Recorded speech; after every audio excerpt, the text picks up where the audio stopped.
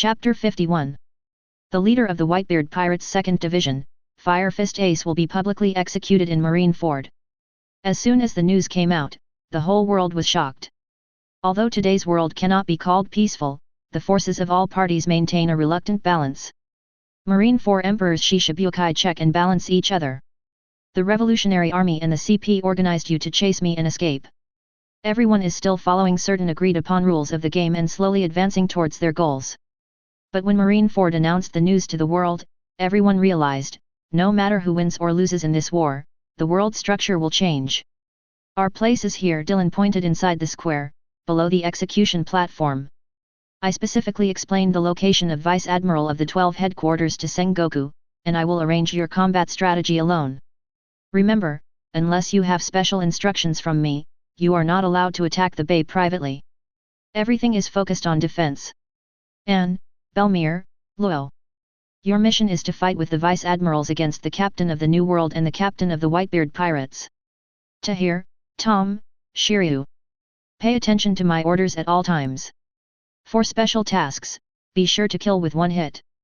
As for Leo, Kabu, Wicca, and Bien. After the war starts, you stay with me first. I will assign tasks to you at any time. Yes. Everyone answered solemnly. Including Wicca, who originally liked to cry. G5-07 Combat Force, also known as the Swift Scouts Team. At this time, Wicca no longer looked so soft and weak, and the 4 combatants of the Dontata clan were completely different from those 8 years ago. Leo even had a scar on his face. In the endless battles and killings, they used great perseverance to reverse the original innocent character of the little humans. No longer will you easily believe other people's lies just because you say, it's true. I won't shed tears over trivial things. Dylan forged exclusive weapons for each of them using G5's finest super alloy. Leo's 2 long needles, Kabu's double spears, Bian's spears, and Wicca's gloves. Leo. Dylan looked at Soldier Commander Leo seriously.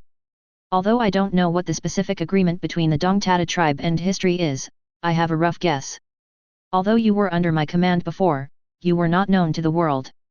After this time, have you made a decision? Yes. Leo said in a deep voice. Before coming here, I went back to the Greenbit, Dylan Lando. Maybe we can't represent all the little humans, but this is the fate we Greenbits chose ourselves. Good. Dylan stood up and glanced over them one by one. For the destiny we have chosen, let's fight. Greenbit. Ganqiao and the Great Elder sat in front of the huge stone. Have you decided yet? Ganqiao. Ganqiao, the leader and king of the Dongtata tribe, looked up at the stone they had guarded for hundreds of years. Olaf, I believe that Nika will return to this world, and I also believe that his will never be broken, but...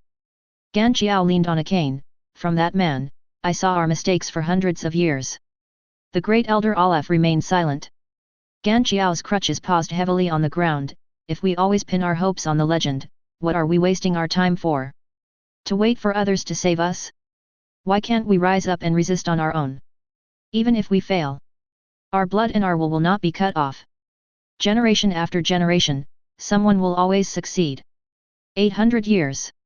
Why can't we appear in the world openly? We are also upright people. Why do we have to live with the nickname Goblin?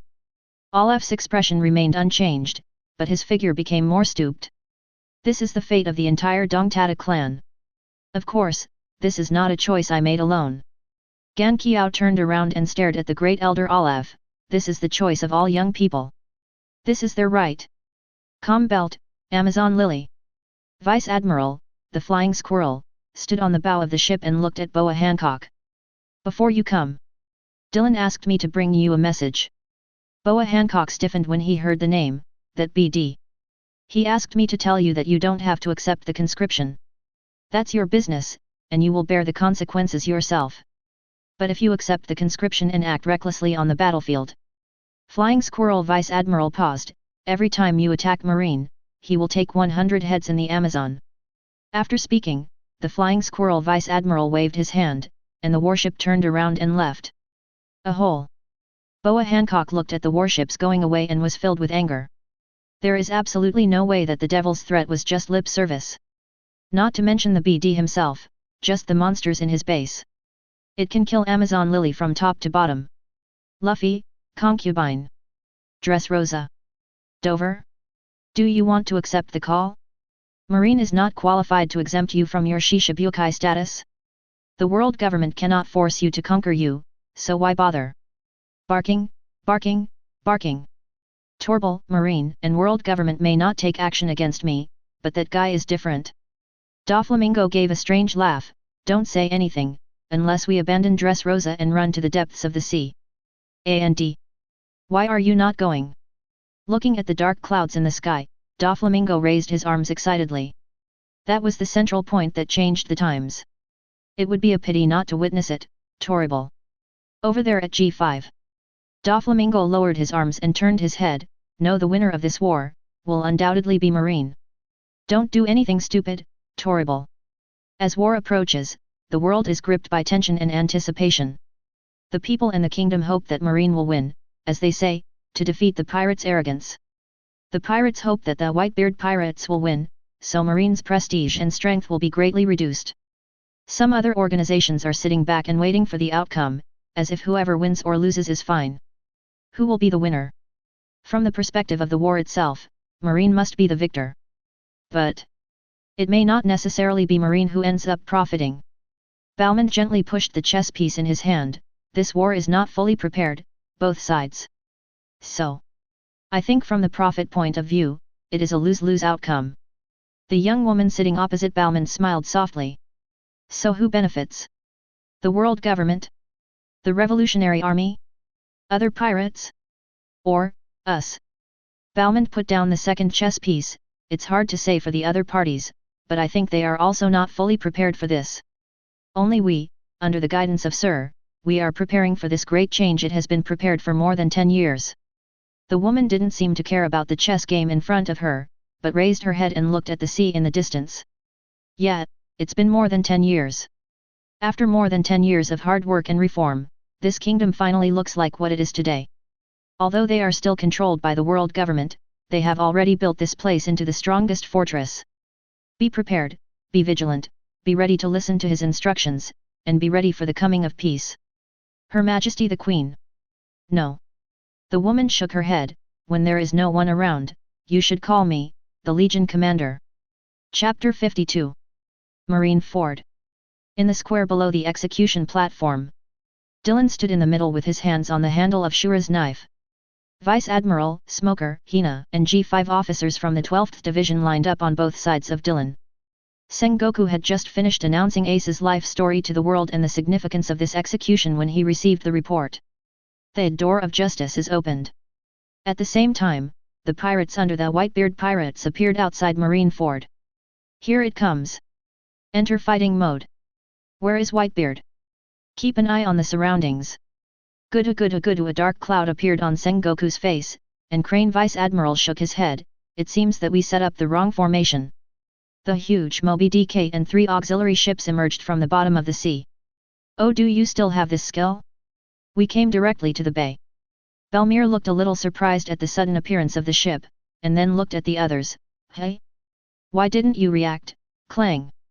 Clang. Clang. When Whitebeard Edward Newgate stepped onto the bow of the Moby DK, almost everyone felt a sense of oppression. The strongest man in the world appeared. Ku-la-la-la, we haven't seen each other for decades, right? Sengoku. My beloved son, how are you? Ace looked at the old Whitebeard and the pirates in the bay. Why don't you just let me fend for myself? It's because of my unauthorized actions that I ended up in this situation. I asked you to go, Ace. Margiao, did you hear that? Ah, yeah, we all heard it, Ace. No one in this sea knows what will happen to those who go against our partners. Following Margiao's words, the pirates on the 4 ships began to make noises. Snort. Dylan glanced at Margiao, with a dangerous look in his eyes. As if sensing Dylan's malice, Margiao looked in that direction intently. Dark Dragon. Before Marga could react, Whitebeard launched a sea earthquake, and Marine Ford was surrounded by huge tsunamis on both sides. Ice Age. The huge waves on both sides froze instantly, and Whitebeard looked at Aokiji in the sky indifferently. Aokiji, you little brat. As Aokiji fell into the sea and the bay froze, the captains led their respective team members to jump onto the ice and rush toward the square, shouting, "Tisk!" Looking at the captains with ferocious faces and weird expressions, Dylan turned to Shiryu and said, "Hey Shiryu, have you seen their tongues?" Shiryu raised his head and looked into the distance in confusion. It is true that many pirates like to stick their tongues out. Cut a few strips for me later. Learn. Dylan laughed, "I'm just kidding, relax." But wait, you have to fulfill your original responsibilities. While Dylan and Shiryu were talking, an exaggeratedly large slash flew toward them Moby DK from the edge of the square. Oh? Did my hawk take action? Shiryu looked at the huge slash and weighed in his mind whether he could handle it and what he would do if it was Dylan. After Captain of the 3rd Division Diamond Joseph blocked the slash with his body, all the pirates fell into a climax. The best slash in the world. It was blocked. Dylan and Shiryu shook their heads at the same time. You tried your best to block someone's flat A, but you didn't know how excited you were. The big Admiral's attack was also blocked. Captain of the 1st Division. Phoenix Margiao. As Kizaru's body was knocked back under the execution platform, the pirates became even more excited. Marine. But that's it. Come and watch. Marine. With a loud shout, Diamond Joseph pried a giant ice block from the ice in the bay and threw it towards the execution platform. What a strange power this is. Looking at the shadows covering the sky and Akainu, whose body was already steaming, Dylan grinned, "Do you want to compete in strength? Tom. Learn." Just when Akainu was about to take action, a fat figure jumped up from under the execution platform. Drink. In midair, Tom caught the ice cube and threw it towards them Moby DK with his backhand. What? Not only did he catch it, he also threw it back. Throwing it from the ground to the execution platform is an exaggeration enough, catching it in the air and throwing it back in the opposite direction. What kind of monster is this? It's Tom, the boatman from G5. Kula la la la, the guy who built Roger's boat? That's amazing. Tom jumped back to Dylan, not caring at all about this level of verbal estrangement. Whitebeard waved his right arm and hit the air in front of him. Click. The ice in the air shattered, and Whitebeard glanced at the pirate below and frowned. If the ice cubes fall like this. Click, click, click. The cracks in the air enlarged, and the falling ice instantly turned into ice mist. There is something, not only has huge destructive power, but can the control of power be so subtle? Looking at the ice mist spreading over the heads of the thieves, Dylan nodded. At this point, the testing between both sides is basically over. Dylan pulled out the Shura and stared ahead. Shiryu, Tom, and Tahir looked solemn. Here comes a big guy, Dylan looked at the shadows on the ocean. It's little ounce, it's really an exaggeration. It's several times bigger than the giant troops. Is it useful to be big? Tahir. Yes, Tahir slowly took a few steps forward with a smile on his lips. As long as it is a living thing, it has emotions. As long as it has emotions, it will be swallowed up. Despite the din of the battlefield, Tahir's voice seemed to possess some kind of magic, appearing directly in everyone's minds. Whitebeard frowned. Bloom, the fire in your heart, boom. Despite his huge body, Ounce was instantly enveloped in purple flames. Ka. Before Ounce could react, a loud shout sounded from the bow of the Moby DK, Malgiao. Whitebeard tightened his palms, this flame. Learn. The cyan flames and lavender flames echoed each other, wrapping Ounce in them. The healing fire of the phoenix? It's really amazing. Sweat broke out on Margot's forehead in the sky. Wrapping Ounce in flames with such high intensity in a large area was a bit difficult even for him, but the guy with the mask. It's really easy. The two flames intertwined around Ounce's huge body, but everyone could see that the green flames had been gradually suppressed. Once they disappeared, Ounce would probably be roasted. That weird purple flame. After 2 rounds of fighting, the 2 officers of G5 suppressed the 2 captains of Whitebeard in their respective areas of expertise. Ounce. Looking at Ounce struggling in the flames, Ace's face looked painful on the execution platform. Jai-hi. On Long, can you keep his whole body? I want his body. Moonlight Moria shouted towards the back. Dylan glanced at him and snorted coldly.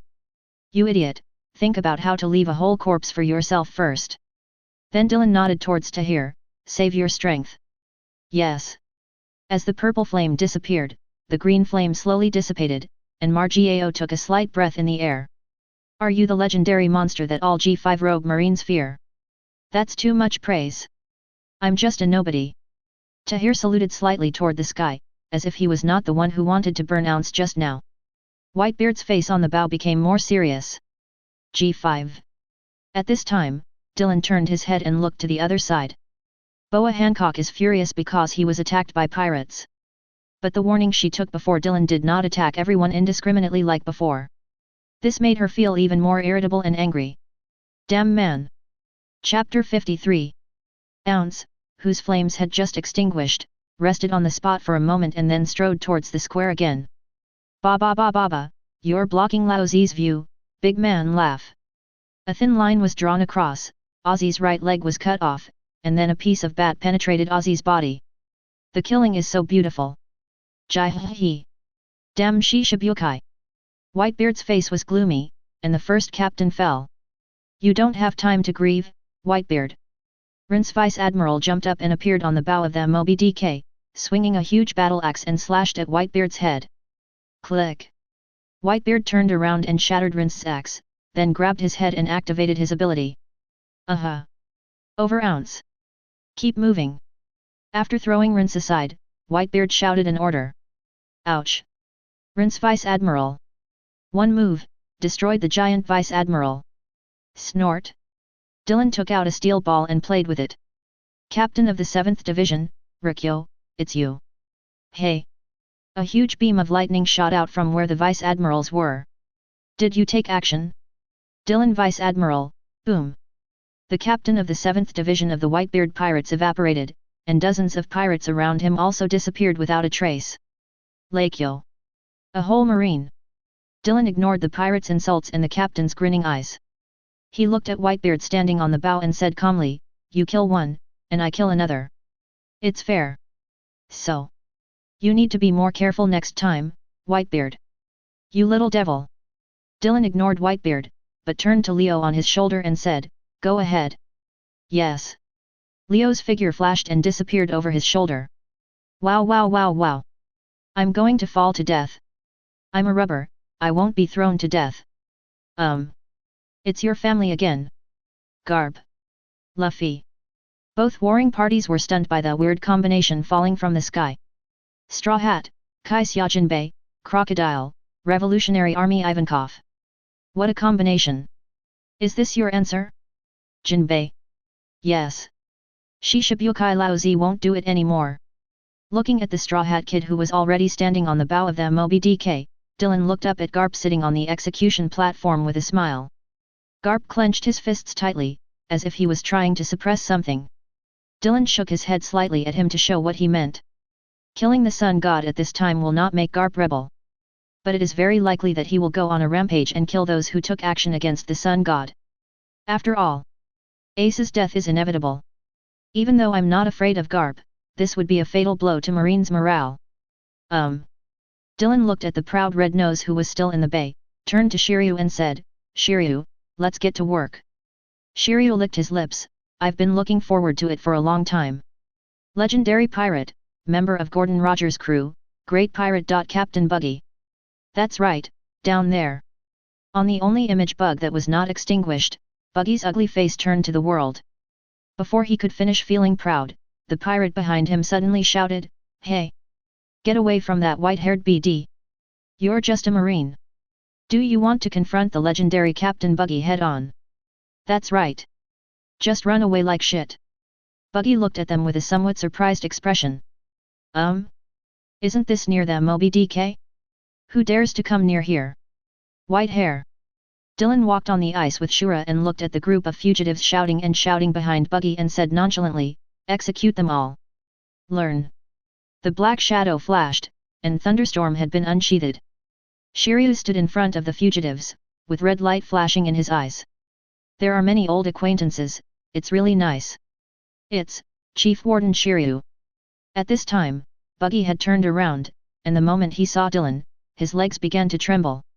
Dark dragon.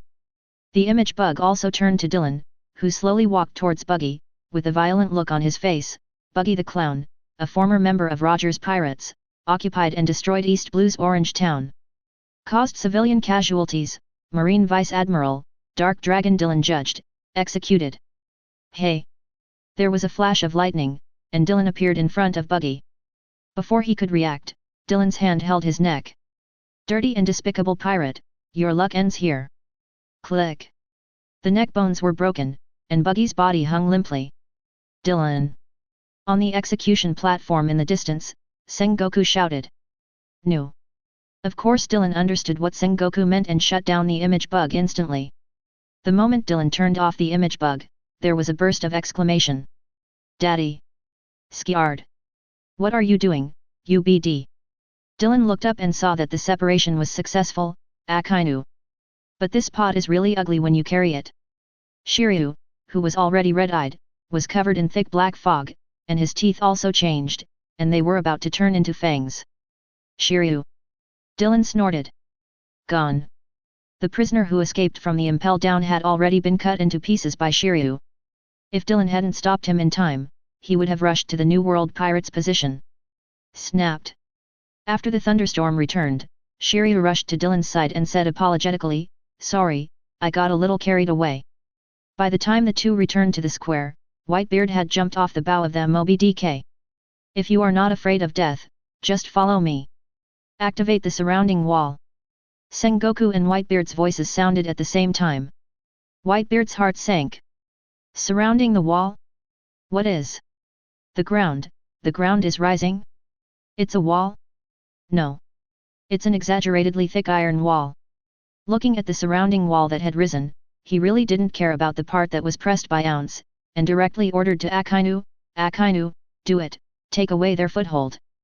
Akainu stood up, lava rising all over his body. Meteor volcano. Dense fists of magma fell from the sky. The surging magma melted the ice in the inner bay and destroyed the Moby DK in just an instant. In the gradually boiling water, the pirates struggled to attack the surrounding wall. No. It's too thick. What is it made of, and why doesn't it move at all? Snap. Whitebeard punched the air, which shattered, and then hit the surrounding wall with a huge impact. Boom. The surrounding wall directly in front was dented for an instant, but it was not destroyed. Blocked. Isn't it even possible with Dad's ability? Sengoku on the execution platform picked up the phone. Start the execution. At this moment, little Ounce tremblingly supported his body with his hands amidst the huge roar, Brother Ace. Kizaru looked at Ounce, whose fingers were as big as his body, and raised his palm. If you smash your head, you will die completely, right? At the moment when the light flashed, a water column flew up from behind the surrounding wall. Oh, water flow. It's Straw Hat. Kizaru stopped the laser in his hand and looked at Straw Hat. Oh, it's so scary, the son of the dragon. Kizaru kicked Straw Hat off the execution platform, and Sengoku turned around and shouted, Do it. The executioner turned the knife, and Ace's eyes were closed. Laugh. Two sand blades passed through the execution platform. Don't be too proud. Marine. Crocodile scowled in the square. You were the one who got carried away there, right? Little lizard. Chapter 54. The moment he heard this voice, Doflamingo, who was about to attack Crocodile, jumped aside with a strange laugh. Barking, barking, barking, you've provoked a really big guy. Hawkeye, Boa Hancock, and Moria all looked in Dylan's direction. Dylan drew out Shura as he walked forward. Even though his malice and murderous intent were not directed at Marine, there was still a strong wave of air around him. Dylan. Smoker chewed on his cigar. Hina was surprised. Black Threshold Hina stood next to Smoker and looked at Dylan, who was bursting with red aura. It's rare to see him like this. It seems that he really hates Crocodile. Sometimes I really don't understand where your confidence comes from. I don't really understand either. Dylan dodged to Crocodile and struck down with his knife in the air. The poisonous hook Crocodile held above his head did not cause any obstruction to Shura. The Shura wrapped around Haki instantly split Crocodile's body in two from his right arm to his left leg. Why do you pirates who commit such heinous crimes gain the favor of others just because you helped Straw Hat? Shura slowly sucked the blood still left on the blade and trembled with excitement. After giving Crocodile a dead look, Dylan turned and left. Boa Hancock's face was gloomy and his eagle eyes were thoughtful. Little Ounce picked up the ship. The Whitebeard pirates broke through the siege wall. Is your head still on your neck? Ace. Whitebeard took a breath and attached the ability to his broadsword. Come Cloud Kiri. Be careful, he's about to activate his ability. Go. Destroy the marine headquarters. Rescue Ace, clang. A huge crash sounded, and the Kong Yunkai that was halfway swung collided with Shura. Blocked from the front, Dad's attack with the added ability. I told you, right? Whitebeard, you kill one and I kill one. Blood spilled from the corner of Whitebeard's mouth. He glanced at Crocodile, which had been cut in half in the distance, and then stared at Dylan. Kula la la la, you arrogant thundering brat. Humph. Do you still have such power after reaching this point? Whitebeard. The two weapons were separated, and Dylan stood alone in front of the Whitebeard pirates with no fear in his expression. The pirates, marines, and Shishibukai present were all shocked. Is this person really just the Vice Admiral? But Dylan was alone for only a moment. The next moment, all the G5 officers came to Dylan's side. Next came the Vice Admirals of the headquarters. Although the Shishibukai did not come close to them, they were staring at the Whitebeard pirates not far away with dangerous expressions. He's just an exaggerated marine, break through them. Diamond Jose transformed instantly and crashed towards Dylan. Same Washoken, boom. Diamond Jose's right shoulder was punched by Tom. The two taciturn men looked at each other and began to fight hand to hand without saying a word. Dad. You go save Ace. Malgiao flew into the air and dived towards Dylan. Tahir looked at Margiao who had transformed into a phoenix in the sky and smiled softly, in that case. Call. A group of purple light lit up, and Tahir slowly took 2 steps forward. 9 huge fluffy tails appeared behind Tahir. Feeling the changes in his body, Tahir had a complicated look on his face. It's been a long time since I looked like this. Malgiao in the sky took a deep breath. The other captains and the New World captain were also startled, but then they started shouting again, hold them and let Dad pass. Dance of the Roses. The slashes fell like petals and headed straight for Dylan. Captain of the 5th Division, foil sword Baista. Just let me do it. Shiryu waved his sword to block the petals. Leave the Leiching Makogai to me. Anne resisted Makogai's slash. Then I will take care of Brother Dilkabane. Belmir covered his arms with his hands, walked to the flank, and looked at the blind twins who were eager to try. Luo stood on the right side and glanced at Night Ranger Doma with a monkey lying on his body. The two sides immediately pounced on each other with just one eye contact. Knight Rider Doma gave a ferocious smile. Where did this brat come from, who has never heard of your reputation? If I have to say it. I am a soldier from the G5 branch. Che, you are simply insulting us. Douma slashed at Luo with his knife. Well. Luo raised Gaiwei to block Doma's slashing attack and thought for a moment before saying, this is already a sign of respecting you. Taking advantage of the gap between Dylan and Whitebeard's confrontation, Straw Hat ejected and prepared to jump towards the execution platform. Oh, this can't be done. As a Marine Admiral, I can't just let my subordinates fight. A laser penetrated Straw Hat's right abdomen, and then Kizaru landed in front of Straw Hat. If there is no power, no matter how hard you try, it will be useless. After saying that, Kizaru raised his foot and kicked the Straw Hat away. Young, energetic, clumsy and reckless, he is exactly like that idiot Ace, but I just like idiots like this. When Whitebeard raised the Kong Yunkai to slash again, before Dylan could take action, a scorching breath appeared in front of Dylan. Akainu stepped on the blade of Kong Yunkai and looked at Whitebeard. Do you want to destroy this island? It's not that easy. Kula la la la, then you must guard it. Seeing Admiral take action, Dylan's eyes scanned the battlefield. In the sky, Margiao was covered in 2-color flames. Although the purple flames were eroding his body, Margiao gritted his teeth and flew towards the execution platform. Ace, wait for me. Tahir on the ground also frowned. Don't want to die? This guy? The moment Margiao approached the execution platform, a flash of lightning flashed. Boom. A covered haki elbow hit Margiao directly in the face. Margiao fell heavily to the ground, and as the phoenix flame disappeared, the purple flame instantly enveloped him. Is it over, my journey? In the flames, Margiao smiled and raised his hand towards Whitebeard. Dad. Margiao. A roar that reaches the sky. Dozens of black thunder burst out instantly. Puff. Tahir's body was shaken and he vomited blood. The purple flame on Margio's body disappeared instantly. Is Conqueror's impact specifically aimed at me? Tahir raised his hand to wipe the blood from the corner of his mouth and looked at the man breathing heavily under the surrounding wall. Amazing. The tail behind him slowly dissipated, and Tahir silently retreated to the rear of the position. Tom looked back at Tahir, who was still bleeding from the corner of his mouth, and turned to Diamond Josie, who looked anxious, and said, "Stop for now and go take care of your respective partners." "Okay." Josie replied in a deep voice, and the two parties jumped back and ran towards their respective partners. Puff. The old wounds on his body exploded, and Whitebeard spat out a mouthful of blood and squatted on the ground. Dylan looked at Whitebeard.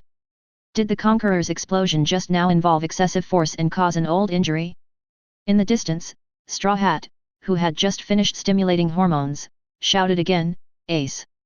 I'll be there right away." Beep. Boom. The pacifist fired 2 laser shots at the Straw Hat. While the other pacifists were focusing their lasers, a tall figure flanked the Straw Hat. "Boa Hancock 7 Warlords of the Sea, stop attacking!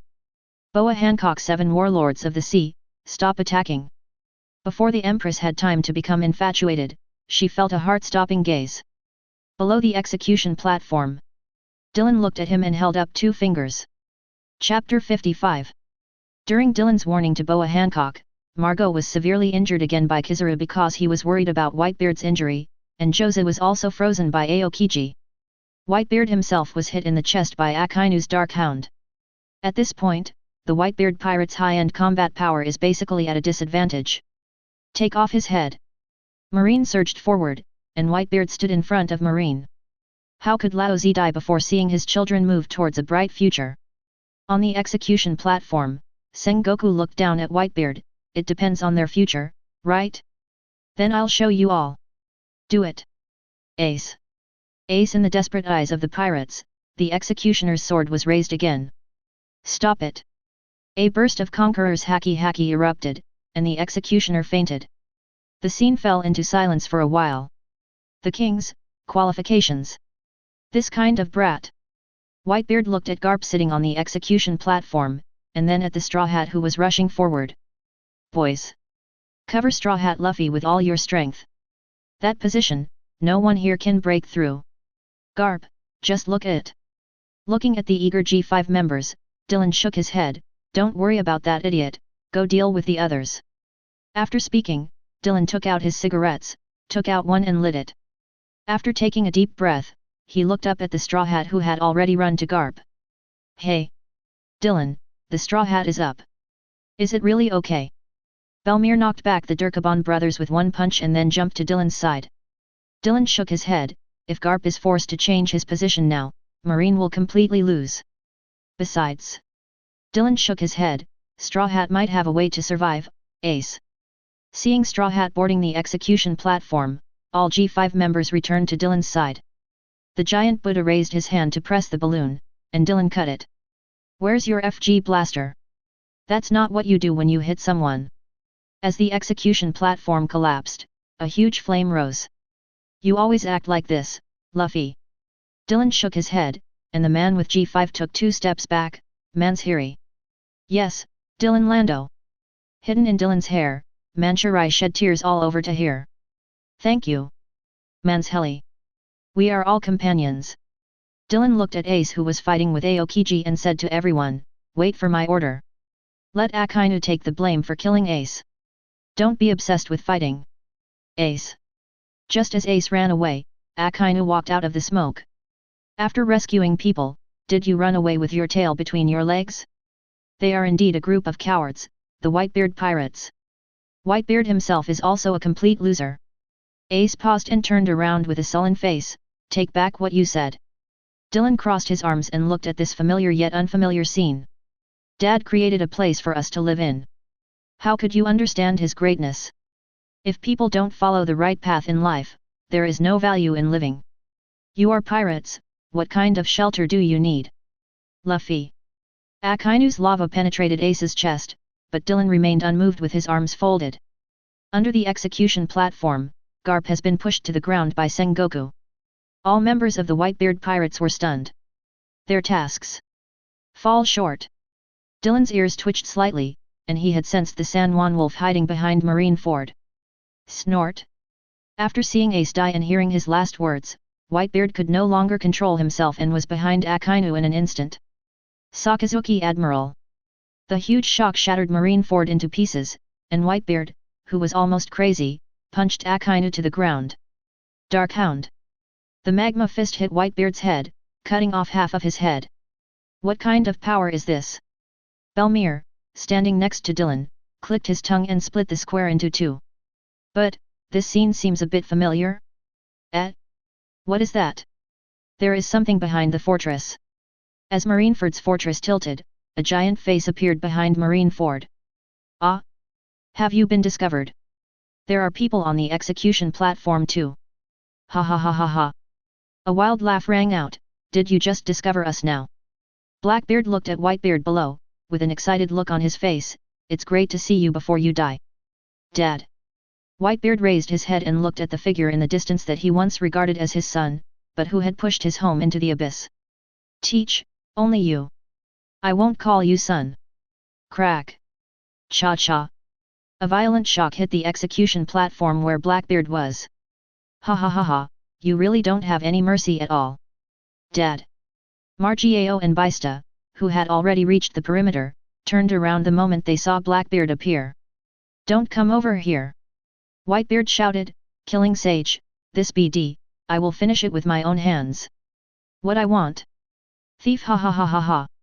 Dylan's body tensed, and Shura unsheathed himself again. Get ready. The target is the Blackbeard pirates. Yes. Looking back, Blackbeard was pinned to the ground by Whitebeard. Stop it. Dad. Do you really want to kill your son? Whitebeard, who had activated his ability but had not exploded, couldn't help but tremble when he heard this. He gritted his teeth and threw Blackbeard aside. Kill him. The Blackbeard pirates swarmed forward, and bullets from various weapons kept hitting Whitebeard's body. After they were tired of cutting and all the bullets were fired, Whitebeard reluctantly opened his eyes and glanced at Blackbeard. It's not you. The man Roger is waiting for, at least it won't be you, Teach. The big screen in the middle of the square suddenly lit up, and Sengoku's pupil shrank. Oops. Who is it, Dylan? Sengoku turned his head, this scene. But when he looked at Dylan, he found that Dylan was holding Shura in one hand and the other was empty. Judging from the position of the image, it is somewhere on the marine side, hateful. One piece. It exists. A hole. Sengoku yelled, who is it? He has been hiding nearby and waited until now to expose this scene. Do it. Just when the Blackbeard pirates were about to cover Whitebeard's body with a black cloth, Dylan shouted and rushed towards Blackbeard. The strategic goal has been achieved. Next, don't hold back. The guys from Dark Dragon and G5 are here. Before the members of the Blackbeard pirates defending Marine could react, Dylan, who was flying in the air, had already poured haki into the knife. Convict Sin and destroy delusion. The thunderous slashing storm took only a moment to knock down Poison Q, Lafayette, and the King of Evil Ibero Pizarro who were blocking the front. I love it too. Love you mom, old monster. Before Crescent Hunter Katarina Depin could say anything, Dylan dodged in front of her and spun around in the air, kicking Katarina Depin's face directly with his heel covered in military colors. Boom. Crescent Hunter Katarina Depin was hit into the ground, her life or death is unknown. Chapter 56.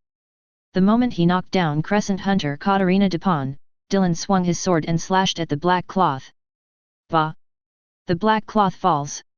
Blackbeard had already put his hand into Whitebeard's chest, which was pierced by Dark Hound. Dark Dragon!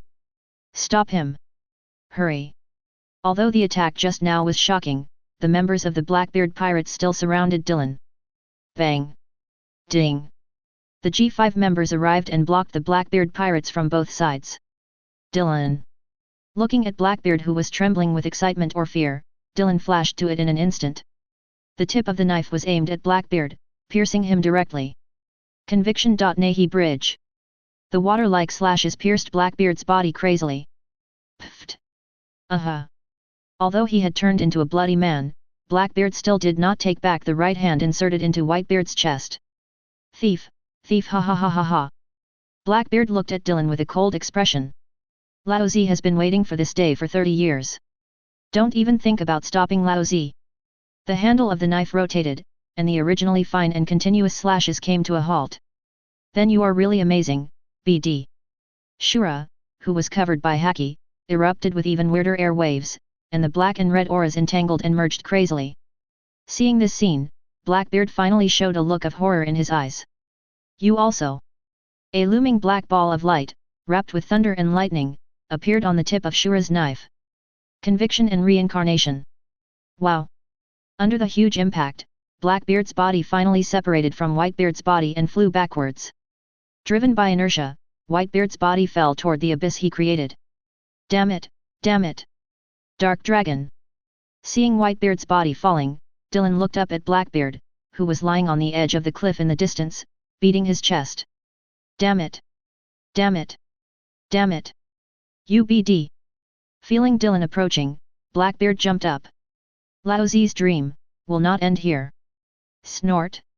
Dylan didn't say much, just wrapped Conquerors around Shura again. The blow that entangled Conquerors just now actually only injured him, not even seriously damaging this guy's body. In the end. On the other side, Straw Hat still escaped from Akainu without Crocodile and Buggy the Clown. As the pacifists crossed the square and the Straw Hats escaped, the Whitebeard pirates lost all will to fight. Hunt the pirates. Kill them all. Don't let any evil escape from here. Whitebeard died in battle, Ace was killed, and Blackbeard appeared inexplicably, although it is not yet known what his conspiracy was. But it has been blocked by Dylan Vice Admiral. Marine's victory is at hand. Kill them all. Come on. Marine's morale was at an all-time high, and under the leadership of the Admiral and Vice Admiral, he charged frantically onto the ice. Dream, just a pirate, worthy. Dylan looked at Blackbeard's body. Even though he was hit by his own Nahi bridge and reincarnation, he was still not dead. Since there is something wrong with the body. Combined with Whitebeard's previous attack, Dylan's eyes flashed red. Then chop off the head. Dylan jumped into the sky, and Blackbeard looked stern. That's it. Stop it. Stop fighting. Stop it. Stop trampling on lives. The goal has been achieved. Isn't such a meaningless sacrifice just like a fool? Kirby raised his arms and shouted. The entire battlefield ends with one meal. Many people in Marine, who had high morale, were also confused. Gudu. Akainu appeared in front of Kirby, wasted me a few seconds. Marine does not need soldiers who can't distinguish between good and evil. Clang. At the moment when Kirby closed his eyes and waited for death, the giant magma fist was blocked by a western sword.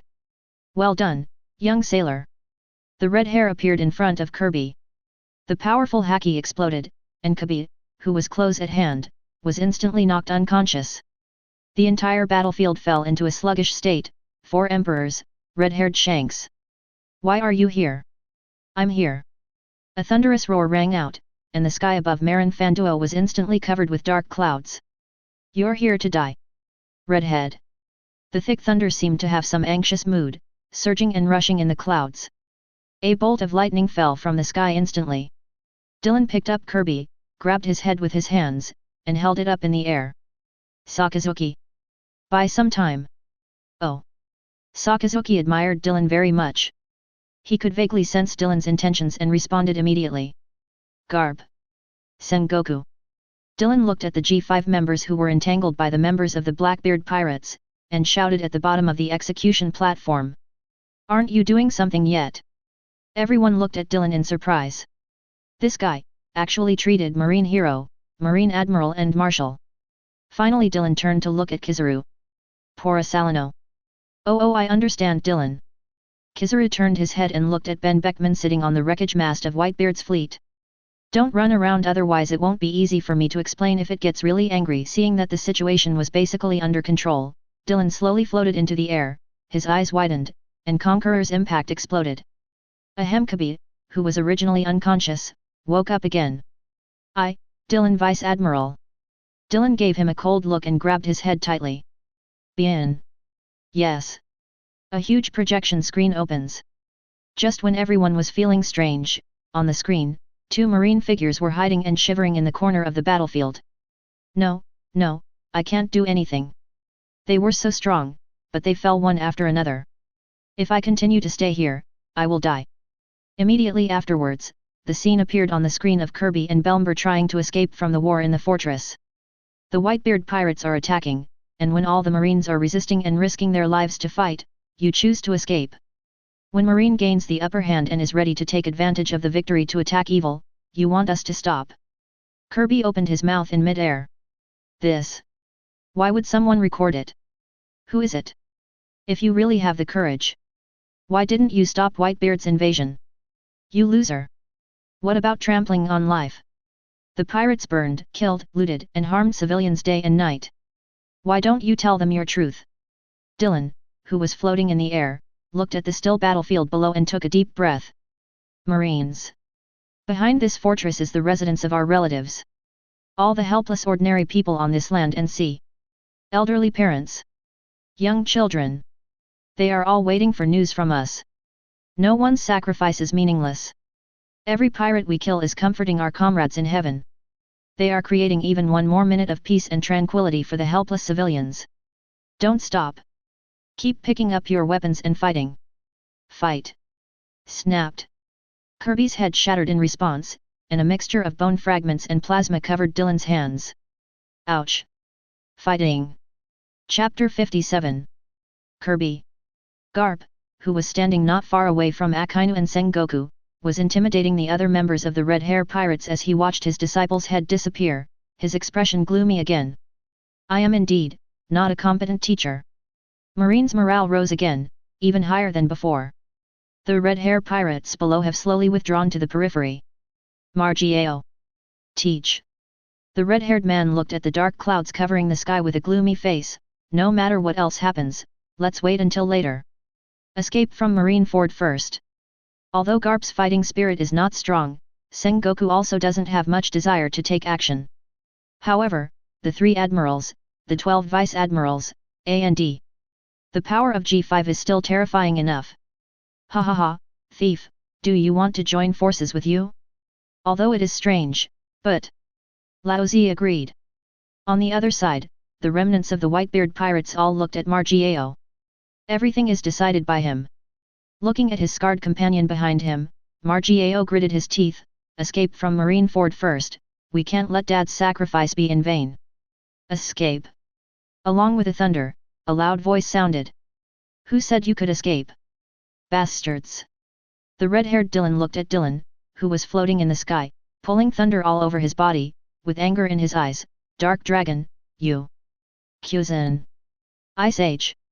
The sea surface that stretched for several kilometers was frozen again, and all the surrounding warships and New World pirate ships were frozen on the sea surface.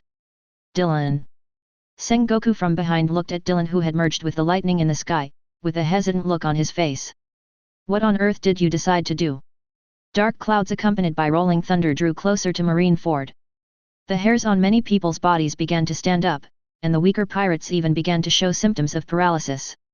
The power awakened from Logia. What a mess. This is Marineford. Wrong. In the thunder clouds, a voice like a god sounded. If the fortress is destroyed, it can be rebuilt. If the island is sunk, it can be relocated. As long as we don't fall one day. Where justice lies, is Marineford. By the last word, it seemed like all the thunder was echoing that voice. No. It was all the thunder that made up that sound. A sound like a loud bell sounded slowly. Deluotianyu. The thunder that was originally shining with white light instantly turned into cyan, and white smoke began to appear on the bodies of many pirates. Doflamingo in the distance had cold sweat pouring down his forehead. Does it directly trigger electricity inside the human body? Such an exaggeration. Woo. Roar. Countless roars rang out from the thunderclouds. At this moment, Shanks remembered that day at West Blue a few years ago. Hey, teach. Even though he claimed that his ability was ineffective against him, Blackbeard showed a slightly frightened expression at this time. So much intensity, so much range. Activating the ability to absorb the dark fruit also requires stamina. Looking at General Marine standing in the four corners and vaguely surrounding them, Blackbeard became worried. Red Hair, Margiao, and the others must want to kill me. After Laozi activates his ability, you must protect Laozi. Shanks nodded solemnly, I promise that your grudges will not break out here. Ha ha ha ha, you are still so manly. Then Lao Zi, I will believe you just once. But... Blackbeard looked at the figure of the ferocious beast gradually walking down in the sky. Now Lao Zi, even if he tries his best, it is impossible to protect so many people. The redhead's heart sank. Thousands of pirates are scattered around Marineford, with only his crew, Blackbeard's team members and the captains of the Whitebeard pirate group around. Try your best, we will work together. That's right, if you want to survive, just cheer up. Thief ha ha ha ha. As soon as he finished speaking, the phantoms of the ferocious beasts restrained by the thunder clouds immediately pounced down. Inside the square, Sengoku's scalp tightened. Back off. Protect your own people first. Barking, barking, barking. What a random guy. Does he want to kill us too? Although the beast's target is the peripheral pirate alliance, the marines who are stuck together are still inevitably affected. Roar. Dark sky curtain. Blackbeard raised his hands, and a huge circular sky curtain opened, barely blocking the thunder and lightning beast. No.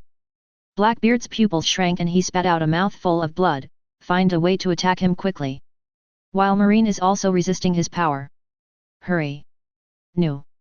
The red-haired griffin raised his hand and took a deep breath before Conqueror's haki wrapped around him. Looking at the rolling thunderclouds in the sky, the red-haired man looked anxious. Where is he? Can't find his place. If Yasop is here. There. Margiao stretched out his finger towards somewhere in the sky. There is the breath of life there, and it can't be anyone else but him. Good. Drink.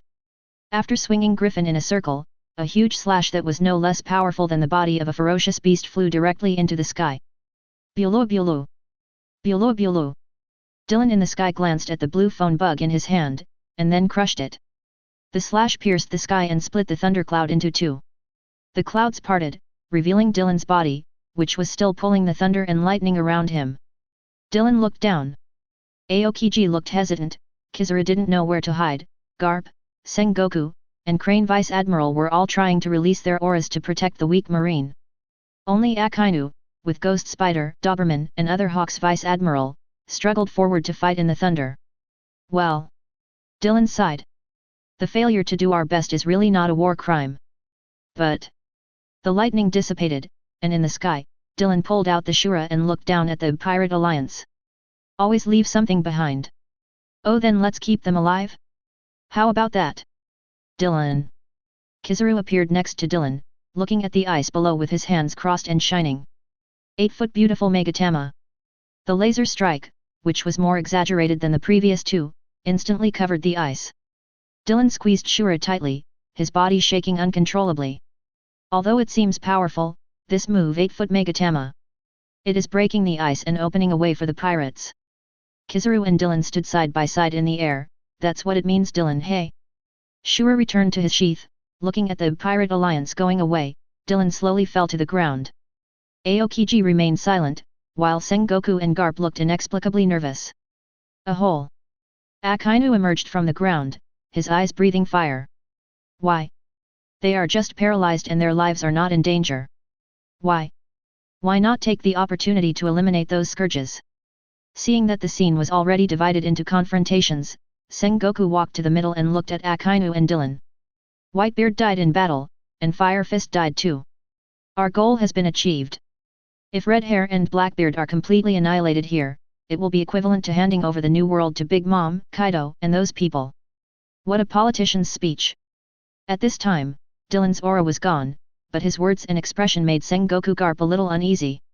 The people from the G5 branch came behind Dylan, and Shiryu was still carrying several heads in his hands. Gyulo Shiryu threw the head to the ground. I brought you something. Dylan looked at the heads on the ground with their tongues sticking out of their mouths and smiled. Forget it.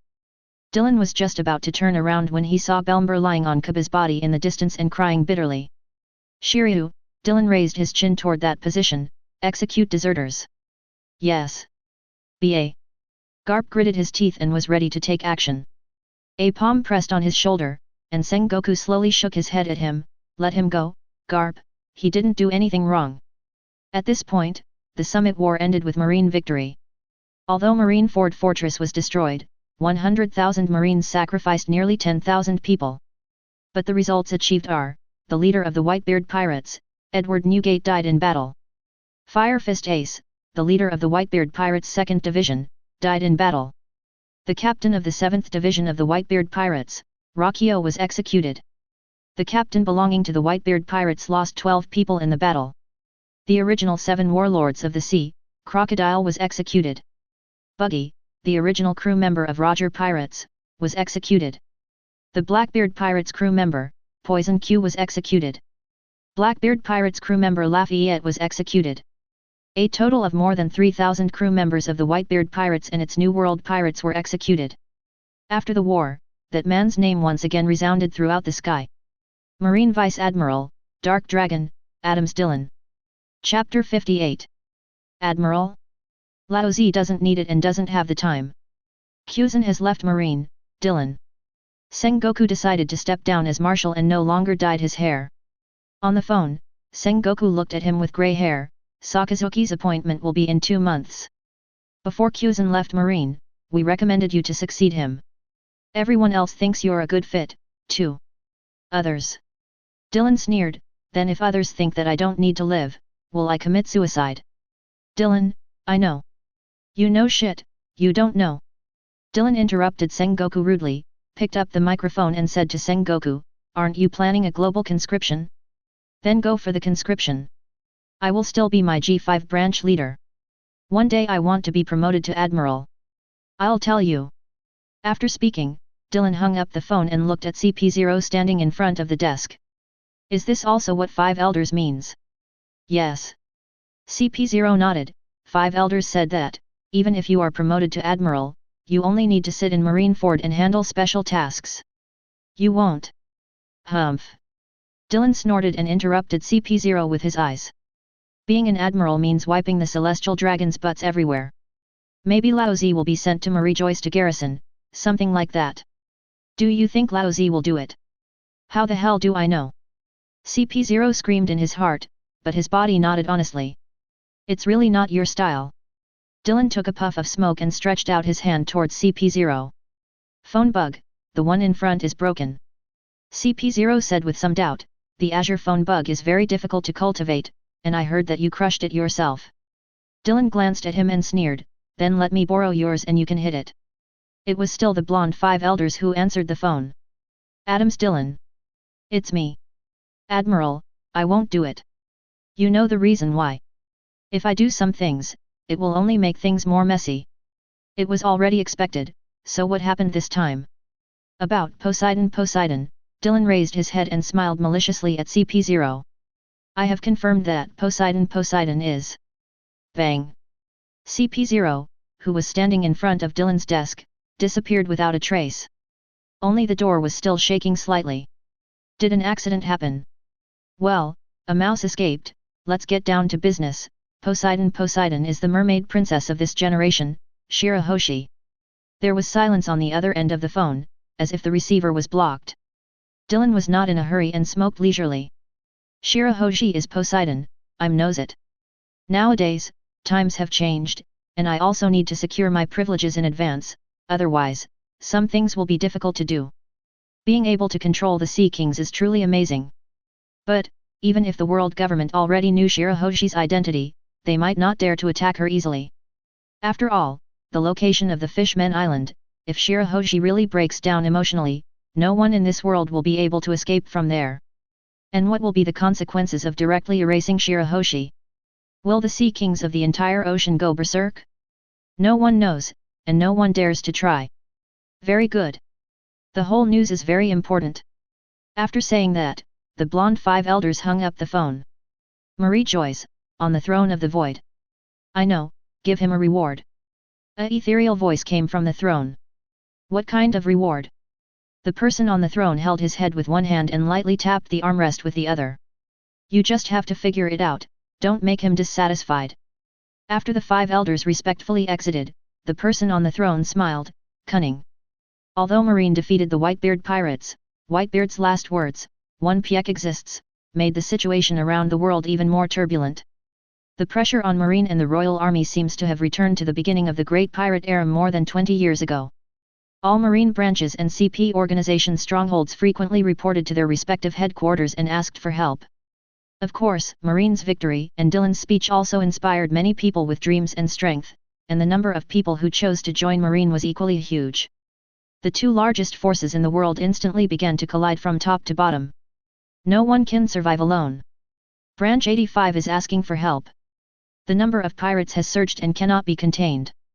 Please increase the number of combatants. Branch 216 destroys the Black Goat pirate group. Non-franchised countries ask for help. The pirates have already reached the gates of their capitals. A new person with a reward of over 100 million has appeared. The kingdom of Cusia has been destroyed. East Blue. Kingdom of Girona. On the watchtower at the highest point of the palace, a slender woman stood facing the wind. She folded her hands together and looked in the direction of the Grand Line as if expecting someone to arrive.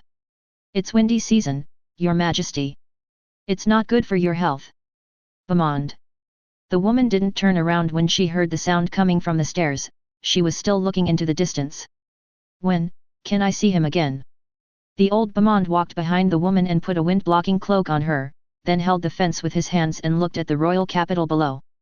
He's always been with us, hasn't he? Time goes back 15 years to see Circle Calendar 1507. Kingdom of Girona. This once great country in the East Blue has now become a rundown kingdom that was removed from the membership by the world government due to its inability to pay the heavenly fee. Raging pirates, swarming bandits, the royal family still immersed in the fantasy of the glory of their ancestors, and the civilians who have lost their vitality together make up the appearance of the entire country. Although it has a vast territory and fertile arable land, the common people in this country are all sallow and thin, and their eyes are dull. Fight in. No matter how poor you are still a king. Maybe there will be a beautiful princess, ha ha ha ha. Let Lao Zi also taste the taste of a princess. The palace has long lost its former glory, and all the gold ornaments, famous paintings, jewelry and even silver candlesticks have been sold out. Protect your majesty, protect the princess. Dozens of final guards guarded the broken palace door. Your Highness.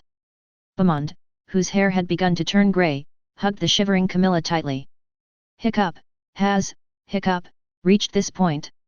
Under the huge portrait of his ancestors, the king was half splayed on a worn-out chair, turning the bottle of wine in his hand upside down. There's no wine again.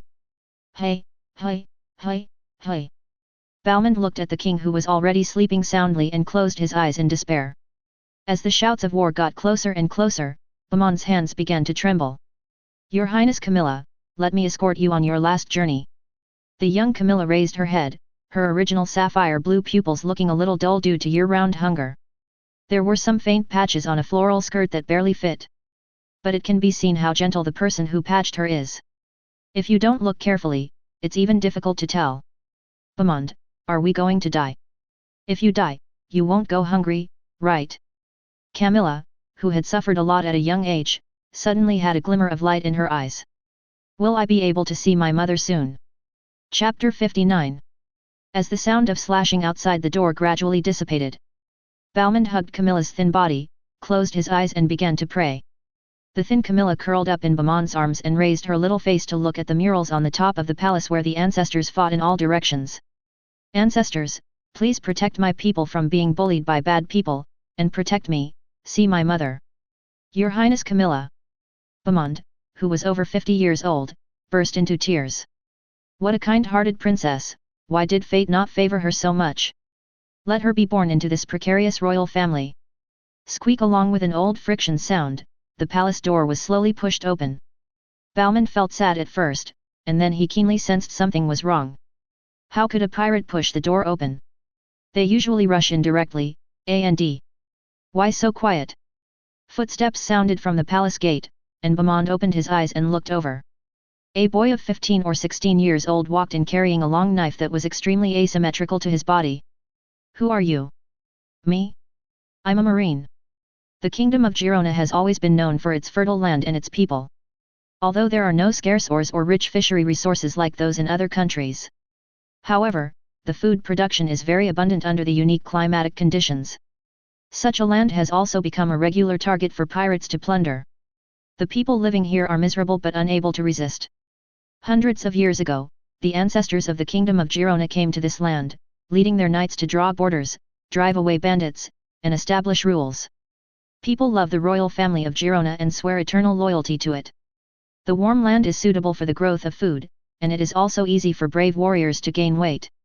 More than 200 years later, the originally mighty knights of Girona disappeared, and their descendants became nobles who even needed help when walking. The royal family is even more unbearable. With the help of huge food production, they cooperated with warring countries in exchange for high income. Finally, in a certain year, they became a member of the world government. With the Marines' protection promised by the world government, the royal army has become a complete joke. Although people's lives are getting worse day by day, they can still make ends meet. The days went on like this, even though the proportion of food collected by the royal family was getting higher and higher, even though some people were starting to go hungry. But people know very well that if they cannot continue to pay the heavenly gold, then they will return to hell like their ancestors. Everyone is gritting their teeth and enduring it. On the one hand, they have to work hard to collect the heavenly gold collected by the world government, and on the other hand, they have to maintain the luxurious life of the nobles. And the fragile support that maintained all of this finally collapsed completely one day. One piece, Gordon Roger was executed. Countless people began to go to sea to find the unprecedented huge treasure, One Piece. Many pirates who are new to the sea are simply not deterred by the Marines' flag. They came to Girona, the land of rice. They stole the food, the women, and the gold in the sky that was being prepared. This year, Girona, the rice country, lost its status as a world government franchise. Marine removed their flag. The nightmare has returned to this land, and the knights who once held weapons to defend the people have long since disappeared. This year, Princess Camilla came into the world. By the way, Mr. Marine, our soldiers. As a teenager, Dylan smiled sheepishly. They fainted, their lives are not in danger. After speaking, Dylan put Shura back slightly. Then Dylan looked around. Let's call it a castle. Judging from the scale of the building, it must have once been wealthy, but now it looks inexplicably ironic. Didn't you say that there are no more soldiers in this kingdom? Bamon smiled bitterly. They are not the descendants of the first generation of knights. After losing their status as a member nation, they faced more and more frequent plunder. The nobles either fled here or died here. They were originally civilians. In order to fulfill the promise of their ancestors, they took up arms. No wonder. Dylan pondered for a moment. Those people didn't look like warriors. Wait a moment, Bauman thought of the king who was still sleeping soundly on the chair. Although he was so stupid and incompetent, no matter what. His Majesty the King. The 13th king of the royal family of Girona died on his throne with a smile on his face. Bamond? What happened to father? Bauman suppressed the grief in his heart and held Camilla's shoulders with trembling hands. Your Highness Camilla. His Majesty the King, has passed away. You are the only successor left in this country. Did my father, mother, and sister all go to faraway places? Please be strong. Although her body was still weak, Camilla still responded seriously, I will, Bamond, I promised my mother that I will not shed tears until I find support, and I will wait for them to come back. Young Camilla still doesn't quite understand the meaning of death. Some people told her that she fell asleep, while others said she went to a faraway place. Dylan, not far away, sighed. This is East Blue, the weakest sea. Peace symbol. If this is the case in East Blue, one can easily imagine the situation in other sea areas and the Grand Line. A wealthy place, but without the power to guard it. Despite his deep sympathy for the country, Dylan stood up and walked out the door. He has seen too many human tragedies along the way, and this place is far away from the branch. If you don't go back soon, you'll be scolded again. Bauman looked at the young Marine who was about to leave and his mouth moved, but in the end he didn't speak.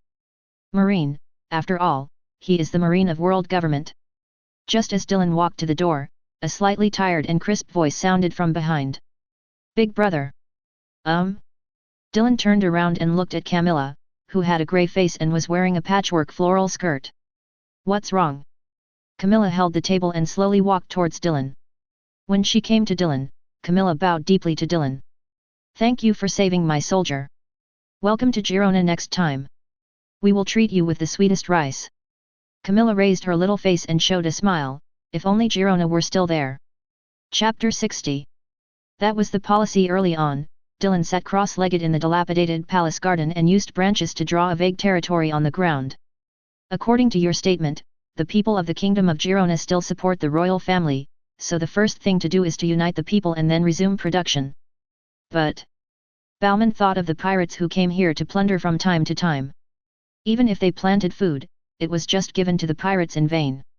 Dylan frowned and thought for a moment before saying to Bauman, "Find someone who is familiar with the surrounding sea area and loyal enough to send me a message back.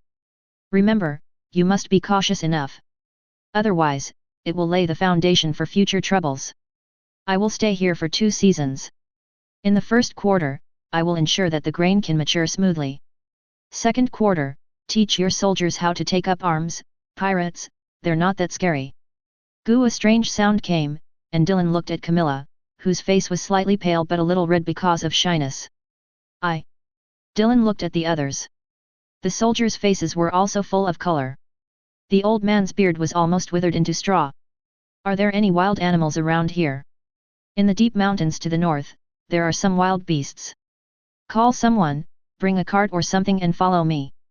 Dylan stood up, bent down and touched Camilla's head. "Keep on holding on, we'll be back soon." Camilla stood on tiptoes and watched the retreating figures of Dylan and the coachman. Although her body was thin and her hair was withered due to long-term hunger and turmoil. But at this moment Camilla's eyes lit up. Beyond, looking at the disappearing figure at the end of the road, tears finally filled Carmela's eyes. "Have I found someone I can rely on? In the jungle north of the royal capital of Girona. Since no one has cleaned it all year round, it has become overgrown with weeds and shrubs. On the long abandoned road at the foot of the mountain, several carts were filled with the corpses of more than a dozen large beasts. Here we go again. Shasha, Shasha." From the shadows of the dense forest, Dylan walked out carrying the carcasses of several beasts. "Let's go, these should be enough to last for a while." As for staple food and condiments, Dylan remembered that he had seen a pirate flag on a small island on his way over. Just go there and borrow some. When the convoy returned to the capital with the beast's body, more and more people followed behind. When he arrived at the entrance of the palace, Dylan nodded slightly toward Camilla, and then Shura's scabbard slammed on the ground. "Now, men who know how to cut meat go to the left, and women who know how to cook go to the right." After the crowd dispersed, Dylan continued, "The others went to find firewood." Looking at Dylan standing in front of her, although she didn't know his name yet, Camilla was convinced at the moment. She has found someone she can rely on. An hour later, the aroma of meat filled the sky over the capital, and Dylan stood in front of a row of cauldrons, scanning the chefs. "If you eat secretly, the whole family will be expelled. This is the rule set by that young man." Although no one knew him, the soldiers had told them that the young man killed more than 30 incoming pirates alone. Even though the saliva kept pouring out of his mouth, even though many children were already crying. But the way the young man stood there with a knife made everyone fearful. "Soldier!" When all the meat was cooked, Dylan barked an order. The soldiers who were originally civilians immediately gathered in front of the cauldron. Each person, according to age, is given food. Anything that is not eaten will be dried and no more food is allowed. Dylan looked at the people with a serious expression. "No crying allowed." Camille from behind tugged on Bauman's sleeve. "Bamond, don't we have a lot of meat? Why can't everyone eat as much as they want?" Bauman stroked his beard and smiled. "Your Highness, you cannot eat all this meat at once. If you eat it today, what about tomorrow? What about the day after tomorrow? And after long-term hunger, people cannot eat too much at once, otherwise the body will not be able to bear it. That young man is really amazing. Why?" A sharp voice shouted in the crowd, "There is obviously so much meat. Why can't we have a full meal?" Dylan glanced over coldly, and the noisy young man shrank back in fear. But then he saw the people around him whispering to each other and immediately said loudly, "These are the beasts of our kingdom of Girona. We can eat as many as we want." Dylan did not explode immediately, but pulled out the Shura scabbard that had been buried in the ground. "Oh? Then why don't you go hunting yourself? You." The blonde young man showed a trace of anger. "You have the ability, what's wrong with helping us?" Hearing this sentence, most people hesitated, but a small number of people showed expressions that it was indeed the case. "That's right." Dylan nodded, and the blonde young man looked happy. "It looks like we can have a full meal today." But what Dylan said next made him fall into the ice cellar. I have power, so I want to help you. Similarly, pirates have power, so they can plunder you without restraint, right? Then what if? The crimson shura was unsheathed, and a burst of blood-filled air burst out instantly. What if I choose to become a pirate now? The hungry people suddenly panicked. Dylan walked forward slowly, and Camilla clenched Bauman's sleeve tightly and gritted her teeth. In life, you can have no power or knowledge, but there is one thing, if you don't have it, it will be fatal at any time. Laugh. The blonde young man's head flew high. His expression in the sky was still full of panic and fear. If you don't have a clear understanding of yourself, you will step into the abyss at any time. After all this commotion, the originally noisy crowd suddenly became quiet. Even if a child wanted to cry, his mother would cover his mouth. Distribute food. Yes. In the palace, after Carmilla ate some meat thoughtfully, she glanced at Dylan hesitantly. What's wrong? Do you think I'm too cruel? No. Camilla shook her head. I believe Big Brother must have a reason. I want to know the specific reason. Camilla finally raised her head and looked directly at Dylan. I am no longer a child. Dylan was stunned for a moment and looked at Beaumont aside. Her Majesty Camilla? No. According to legal principles, she is now Her Majesty Camilla. That's it.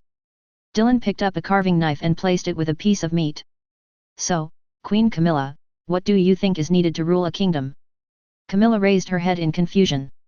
The word domination was still unfamiliar to the 7-year-old Camilla. To put it simply, how do you think you can make your people happier? Let everyone have enough to eat. Camilla shouted back. Dylan nodded, and then shook his head. Yes, having enough food is everyone's need. It is the most important and fundamental. But if that's the case, your ancestors already had it hundreds of years ago. Done. That.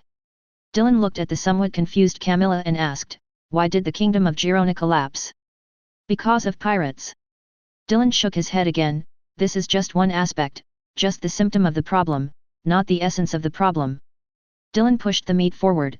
The country is rich and the people have enough to eat. Your ancestors have done this for hundreds of years. Then Dylan pushed the knife forward again. The country has the power to drive away pirates and bandits. Your ancestors also did it. Why do kingdoms like this eventually collapse? Bauman sat thoughtfully, and this question had troubled him for many years. But he also attributed this to the advent of the Great Pirate Age. Wealth is the flesh and blood of a country, and strength is the bones of a country. Dylan picked up a knife and a fork and crossed them. Faith is the soul of a country. Chapter 61. Belief. A thunderbolt flashed through Beaumont's heart. He seemed to have grasped something, but could not fully comprehend it. Dylan smiled and continued, back to the topic, why did I kill that person just now? Seeing that Camilla still looked confused, Dylan turned to look at Beaumont. In this chaotic era, if the ruler of a country is full of benevolence, justice, and morality, even if it does not perish, the country and its people will be in danger at any time. Of course it is important to fight against the enemy. But, uniting the internal forces is equally important. It can even be said to be the prerequisite for fighting against the enemy. This country is so broken that we no longer have the time or conditions to correct those who are stupid enough to be bad. Beaumont, do you think the people are smart or stupid? Beaumont thought for a while and then said, it should be viewed from a different perspective. If it is a demagogue, of course they will advocate that the people are smart, such as the Revolutionary Army. If it is a ruler, for example, from Dragon's point of view, it must be stupid, right? Dylan was slightly surprised. This old man was not simple. Yes, in fact, the people are the same as the rulers, and there is essentially no difference. But why do many people seem more ignorant, dull, barbaric, and rude? The scenery of his hometown flashed through Beaumont's mind. It's education. Beaumont blurted out, they have no education. Yes, but education does not simply refer to ancient and unfamiliar knowledge. Anything that can increase knowledge and apply it to life can be called education. Everything that can shape character and establish beliefs can also be called education. Call it education. Dylan held the stew in his hand and looked at the old and young people across from him. The needs of the people are sometimes simply scary. They just pray for a full stomach, so we will create such an environment for them. Then, Dylan grabbed the knife and held it in his hand. Create this environment as a whole, so that you, them, this castle, and this land are connected together. Let them identify with it. This is just loyalty to the royal family or for promotion and wealth are not enough. They need to fight for what they believe in, fight for future generations, fight for this land, this whole. When they truly realize what they are fighting for, they have faith. See Circle Calendar 1512. Leaving East Blue. Well, it's almost time. I'm going to the Grand Line to pick up something. A&D. I won't be stationed in East Blue from now on. Dylan patted Camilla on the shoulder. After a while, my identity will become sensitive and will attract the attention of many people. In order to ensure your safety, I will not leave until the ultimate goal is achieved. Come to Girona again. Protect yourselves, I will send someone back to help you, but not myself. I will work hard with you on the other side of the sea to change the world. Camilla faced the sea breeze and looked into the distance, even though they had agreed not to see each other again before that day came. But every day, Carmilla would still come to this tower after handling government affairs. Looking at the direction he had left. By the way, Balmond, the world government has invited us several times. When will we respond to them? Next year. Regarding this problem, Balmond seemed to have anticipated it for a long time. We just need to follow his wishes and participate in the next World Summit. Before that, other people will come forward. Balmond seemed a little sleepy. People from the CP organization have frequently appeared in East Blue recently. In addition to the Revolutionary Army, I'm afraid some of our actions have also begun to attract their attention. At this time, we must be more cautious. I can understand your eagerness to see him and help him. But at this time, we must remain calm. Balmond's eyes seemed to close. Combining the judgment he gave us with the secret investigation results over the past few years shows that East Blue is definitely not as peaceful as imagined. The next task is to advance towards the New World. Note that it is not to occupy the territory. Too many territories will become a burden and constraint for us. Our main goal is to cleanse the pirates. Inside the G5 conference room, the main members sit together. Dylan pointed to the area below Combelt, the first target, the area ruled by the original Whitebeard pirates. Yes. In addition, Dylan picked up the Shura next to him and looked at the door. Shiryu. Tom. Follow me to collect the bill first. Tahir looks after the house. Tom's expression didn't change much, he just took the lead to come behind Dylan, while Shiryu held the handle of Thunderstorm. Empress. I really hope they can resist. Belmir, who had not yet left, glanced at Shiryu. You guy, why have you become more and more weird after the war? After the Summit War, Shiryu's body changed a lot. His teeth began to become sharper, his skin began to turn jet black, and his exposed skin also showed many strange and terrifying lines. As for Devil Fruit, it matches your current appearance very well, ha ha ha. After speaking, Belmir, Anne, and Loyo left together, and the 07 combat unit disappeared long after Dylan announced the mission. Shiryu didn't pay attention to Belmir's teasing, but followed Dylan and said, I like the current state very much, I can feel the increase in strength. Dylan. Shiryu looked at the cloak floating in front of him. After I complete the awakening, you said, can I challenge you again? Don't cry. Dylan raised his hand and jumped onto the warship first. Dylan, I have a question. After the warship set off, Tom sat on the deck and looked at Dylan. Isn't that ring capable of carrying living creatures? Why do we still have to take a boat every time? Ah, everyone wants to know, bringing us along at your speed will save a lot of time, right? Shiryu turned his head while wiping the thunderstorm. This was an issue they had discussed many times in private. Dylan turned the fortress ring on his finger and shook his head. Vegapunk has said that although brute force cannot destroy it, the fruit's ability cannot be ruled out. There are all kinds of fruit abilities in this world. It only takes a little more time to bring you with me. If I make it a habit to put you in the ring every time, it will become a hidden danger. There is a senior colonel in our headquarters named Hwan, as you know. Have no idea. Have no idea. Tisk. Dylan rolled his eyes at the two of them. Compared with CP0, these two guys are much boring and not qualified to praise. His fruit ability is the rust fruit, and all metals will be turned into rust by him. There are also abilities such as the regression fruit, which can restore matter to its original state. Dylan leaned on the side of the ship. The ring itself is just a dead object and does not have thinking. Normally, I need to concentrate on using it. If the enemy makes a plan for this, I may not have time. Can free you from the ring. Once the ring is destroyed, you will most likely be crushed into nothingness. So unless we encounter extremely special circumstances, there is no need for us to save this time, and this is likely to become one of our means of surprise attacks in the future. Chapter 62. Amazon Lily. Boa Hancock paced anxiously in the palace. That devil! Looking in the direction of the sea behind her, she sighed again, Lord Luffy. I can only help you get here. The G5 attack is inevitable. If the Dark Dragon sees Master Luffy here, I'm afraid. Sure G, have you decided? Gloriosa walked out of the side hall on crutches, accompanied by her two sisters and other warriors. All were armed. No matter what decision you make, we will support you because you are the Emperor of Amazon Lily. Before Boa Hancock could speak, an anxious voice sounded outside the palace, here it comes. The G5 ship has appeared. Everyone's body trembled. Including Boa Hancock himself. The warship stopped on the sea next to Nine Snake Island. Dylan stood on the bow and Shiryu and Tom stood side by side behind him. Dark Dragon Dylan, Rain Shiryu, Wrathful Sea Tom. Such a lineup. Even if you want to give up Nine Snake Island and escape, I'm afraid you can't do it. What are you doing? You're a knife and gun wielder, are you ready to fight Lao Zi? Dylan narrowed his eyes as he looked at the slowly approaching perfume serpent. Shiryu, standing behind Dylan, was covered in black mist. Empress Boa Hancock is said to have considerable strength, and according to that stupid woman from Belmere, she has also mastered a magical power.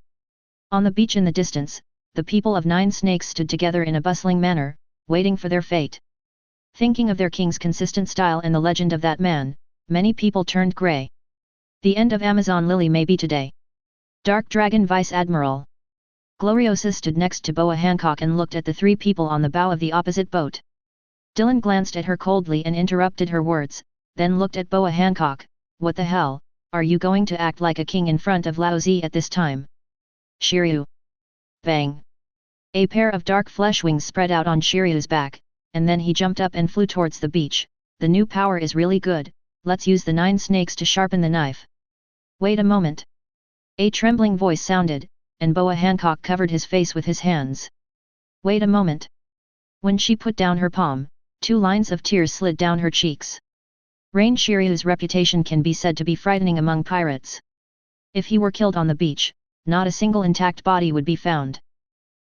9 snakes are willing to compensate. Humph. Compensation.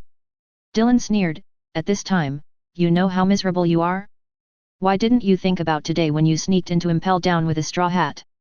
Why didn't you think about it when you attacked pacifists in the war? Today? Where is your Lord Luffy? Did he just leave? Are Rayleigh and Fatty Lan also together? You suffered a misfortune, because Lao Zi's fist is bigger than yours. If someone else comes today, are you going to beat them up again and then talk nonsense? No matter what I do, I will do it. You will be forgiven because I am so beautiful here. Lao Zi said if you want heads, you need heads. I'll give you 10 minutes. Send the heads of the QG pirates to Lao Zi. If there aren't enough. Dylan turned and walked into the cabin. Tom. Shiryu. You go to the island to get it when the time comes. Learn. Learn. Shiryu, who was suspended in the air, and Tom, who was still on the bow of the ship, responded at the same time. Seeing the man disappearing from the cabin door, Boa Hancock's body felt weak and slowly collapsed. The vortex ahead is weird. In the storm, Anne held the pointer in one hand and the map in the other. There are no additional markings on the map. It seems we have encountered extreme weather. Turn the helm. Belmere also lost his usual cheerful expression. This kind of weather is extremely rare even in the New World. Anne shook his head seriously, it may be too late. Now we can only choose to raise the sail and follow the storm and try to get through, or, ask Vice Admiral for help. Tisk. Belmere smacked her lips, and both Anne and Luo looked at her. Maximum power. Get through it. Our ship is not that fragile.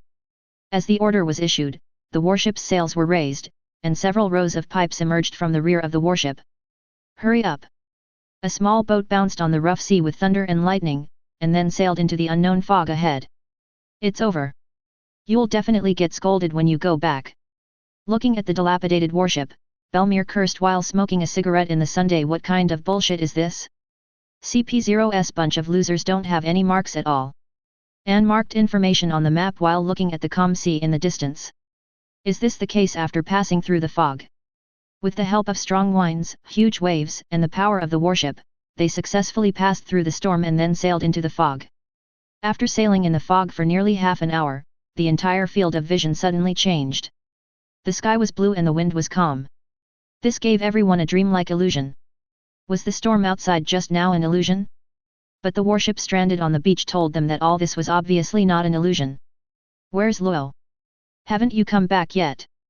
Should someone? A voice without much emotion sounded in the distance, and Luo walked out of the woods carrying Ghost Cry. And it's not weak, but it looks a bit strange. Belmere and Anne looked at each other and packed their bags at the same time. Although Luo was not their opponent yet, a guy who could be described as not weak by Luo might not be easy to deal with. What do you mean by weird appearance or? Luo shook his head. They are undoubtedly human beings, but their behavior and speech style seem to be very strange. This place must have been closed for a long time. Is this so? Belmere lit the cigarette and pondered for a moment before looking into the distance.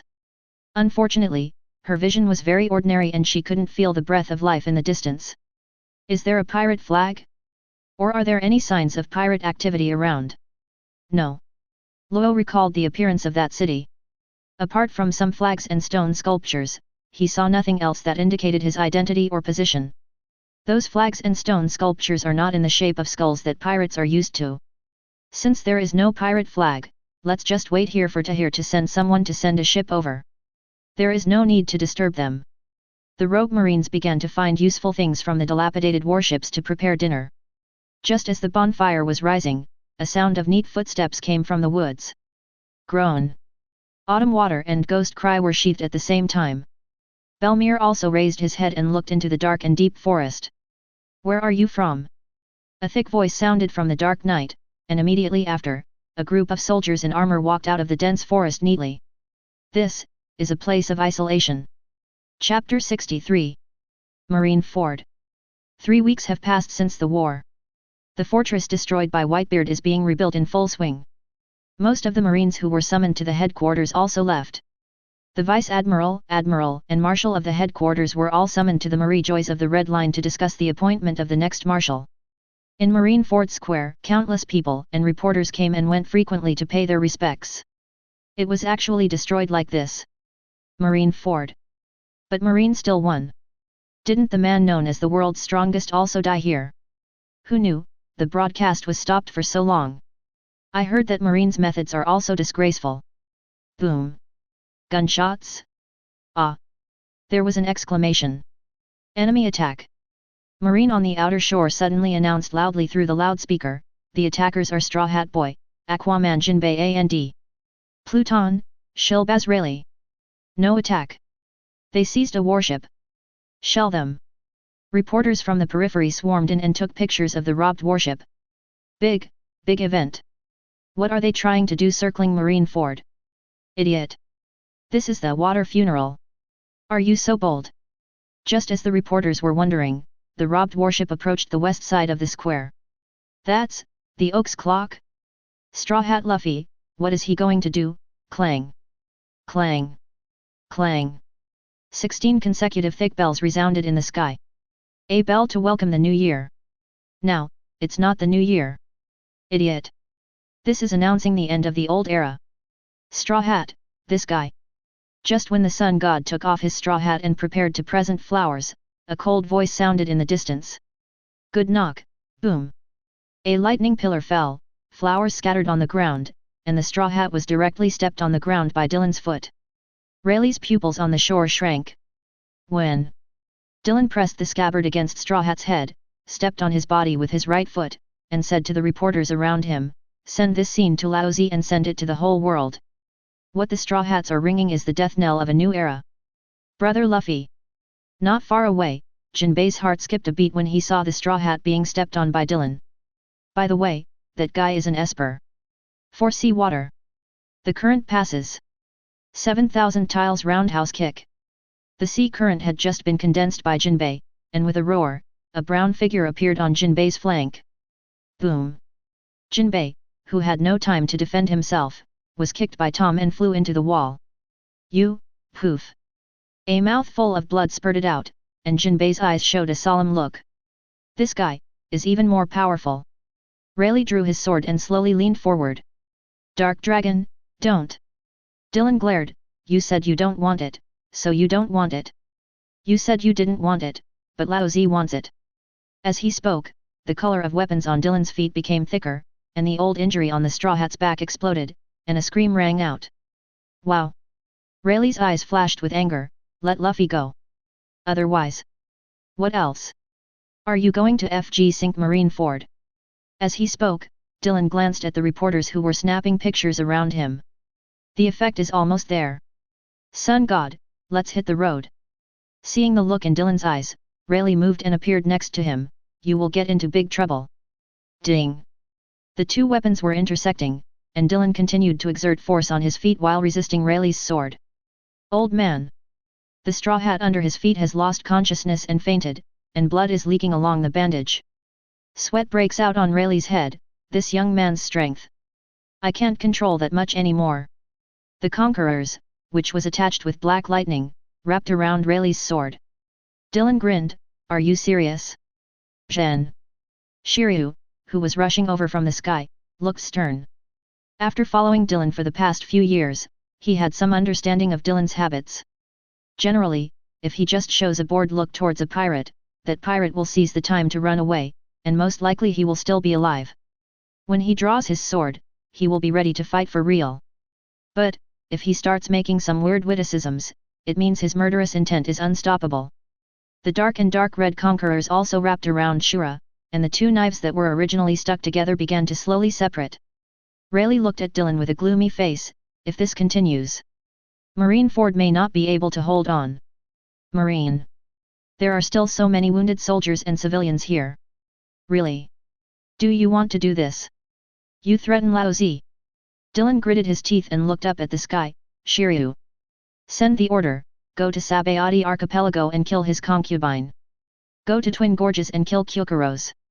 Lao Zi will also find the others one by one and send you all on your way.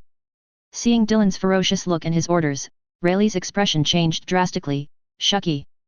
Kyokuros. Don't go too far, Marine. Excessive? There is nothing more extreme than this.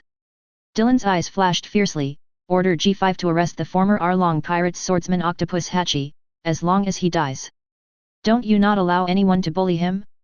Lao Zi now not only wants to kill him, but also uses him octopus rice bowl. The strong men of the old and new eras were furious because of their respective positions. The powerful conquerors' collision stunned the civilians and reporters present. Do you think only pirates can threaten others? This trick won't work on Lao Zi. Rayleigh, who has been calm and gentle all year round, also had red eyes, and he was definitely going to be in trouble today. I never thought that things would evolve to this point. Luffy, it's me. Who do you think you are? Ringing the bell while no one is here at Marineford. Dylan held Shura's knife handle with both hands and slowly pressed forward. Come on, let's end it here. Rayleigh, who was already in his 70s, started to shake his hands. This guy? No. It can't be this. Dylan's aura was overwhelming and pressing towards Rayleigh, making it difficult for Shiryu to remain suspended in the air. Let Luffy go, this time. After a sigh, a voice sounded in Dylan's mind, it's not yet time. Dylan looked stern, but Shura showed no tendency to stop. Who are you? Dylan did not express this sentence with his voice, but asked it directly in his heart. Don't you already know? It's you, I'm. The voice sounded again, it's me. This sad world needs you, but it also needs Luffy. This time, let him leave, even if it is. After hearing the last half of the sentence, Dylan's eyes finally showed a look of shock. Then he smiled disdainfully, that's true. How ironic. We are sorry for him, so. Dylan looked at the straw hat at his feet, whose eyes had turned white, and after sizing up the situation, he showed a ruthless expression again. Okay, but old man Rayleigh is not part of this agreement. His only answer was a sigh. Dylan kicked the straw hat away, then looked up at Rayleigh. Come on, the right wrist of the Pirate King, let Lao Zi see if you, an old ghost, can still do it. Help the pirates regain their confidence. Seeing Luffy Rayleigh being kicked out by Dylan, he breathed a sigh of relief at first, but then a strong sense of crisis came to his heart. The conquerors attached to the knife erupted, and their bodies bounced back together. A line of blood crossed, and the sea in the distance was directly divided into two pieces. Judgment Kunlun. Chapter 64. Straw Hat Luffy paid tribute to a Fire Fist ace at Marineford and was severely injured by Dark Dragon Vice Admiral, and Pluton Rayleigh had his right arm chopped off, the death knell of the new era. The toughest Marine in history appears. The strongest Marine Vice Admiral. Dark Dragon Dylan. Sambal? It seems that Roger's crew finally couldn't help but show up one by one. After all, that is the successor of Roger's will designated by Rayleigh. The moment Dylan cut off Rayleigh's right arm, a wave soared into the sky and swept away Rayleigh, Straw Hat, and Jinbei. According to the inferences of CP0 and the headquarters, the person who took action should be the former member of the Roger Pirates, the fishman Sambal. Although Tom immediately chased into the deep sea, he still escaped from them. G5 Branch. Captain Leo, the captain of the 07 Combat Unit, stood on the table and looked at Dylan. When we arrived at Sabayati Archipelago, there was no one in the Shakey's Rip-Off Bar. According to the news from the Chia Kingdom branch, Kyokuros of the Twin Gorges has also disappeared. It seems that the members of the Roger Pirates still maintain contact with each other. In addition, Octopus Hachi, the former swordsman of the Arlong Pirates, has also lost his trace. He must have been taken away by Shuki. After listening to Leo's report with his legs crossed, Dylan said, "Forget it, that BCH Shuki is an intelligence peddler herself. It's normal that you guys can't catch up. But next time, once you find their whereabouts, notify me immediately." Clear. Dylan looked at the people involved in the meeting. Where are Belmere and the others? Why haven't they come back for so long? Just about to report this. Tahir took out several life cards and placed them on the conference table. The life cards were still intact, showing no signs of burning or shrinking. Since both Shiryu and Tom followed you out, and someone from G5 must stay behind, we have to wait for you to come back to make a decision. Can't be reached by phone bug. Tahir shook his head. Dylan looked at the life card on the table. Although there was no overall change, the activity frequency of the life card was much lower than normal. Is there anything else that can block the guidance of the life card? Tahir shook his head again. I am also curious about this. Even if it is Xiuao, or even far away from the world, the life card will not be disturbed, but... Dylan tapped his fingers on the table for a while and then said to the attendees, "I'll go look for it and you can proceed as planned." Yes. After walking out of the conference room, CP0 was holding a teacup on the sofa in the outer hall. Collecting information on the remnants of the Roger Pirates, A&D. Dylan threw Belmere's chart of their voyage's destination onto the table. Why did they lose contact on this route? CP0 silently picked up the map and looked at it before saying, "The gray area is judged as unknown. This should have been explained before." Dylan glared at him. Really? So is it there or not? After putting down the teacup in his hand, CP0 buzzed, "There should be." That's right. Now I seriously doubt what the world government does to support you. Can you do anything besides eating and drinking everywhere? Looking at the tea that had just been brewed without even taking a sip, CP0 stood up in silence. Tell me about you. I gave you a chance but you failed. You let Yamato eat the big mouth true god fruit, and you let a dog eat the great entrance fruit. Do you still want to be promoted after this?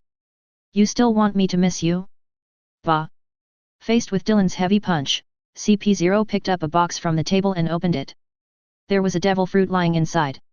Don't you use smile to fool Laozi? This is the devil fruit found in Wano Kuni. According to the comparison with the illustrated book, it should be the ball fruit you mentioned before. I know. Dylan grabbed the meatball fruit and threw it into the ring. Still not leaving? Waiting for dinner.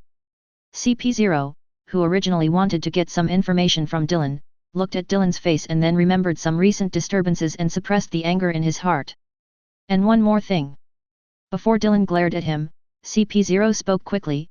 According to the original plan, Moonlight Moria would be stripped of the title of 7 Warlords of the Sea and executed after the Summit War ended, but he escaped.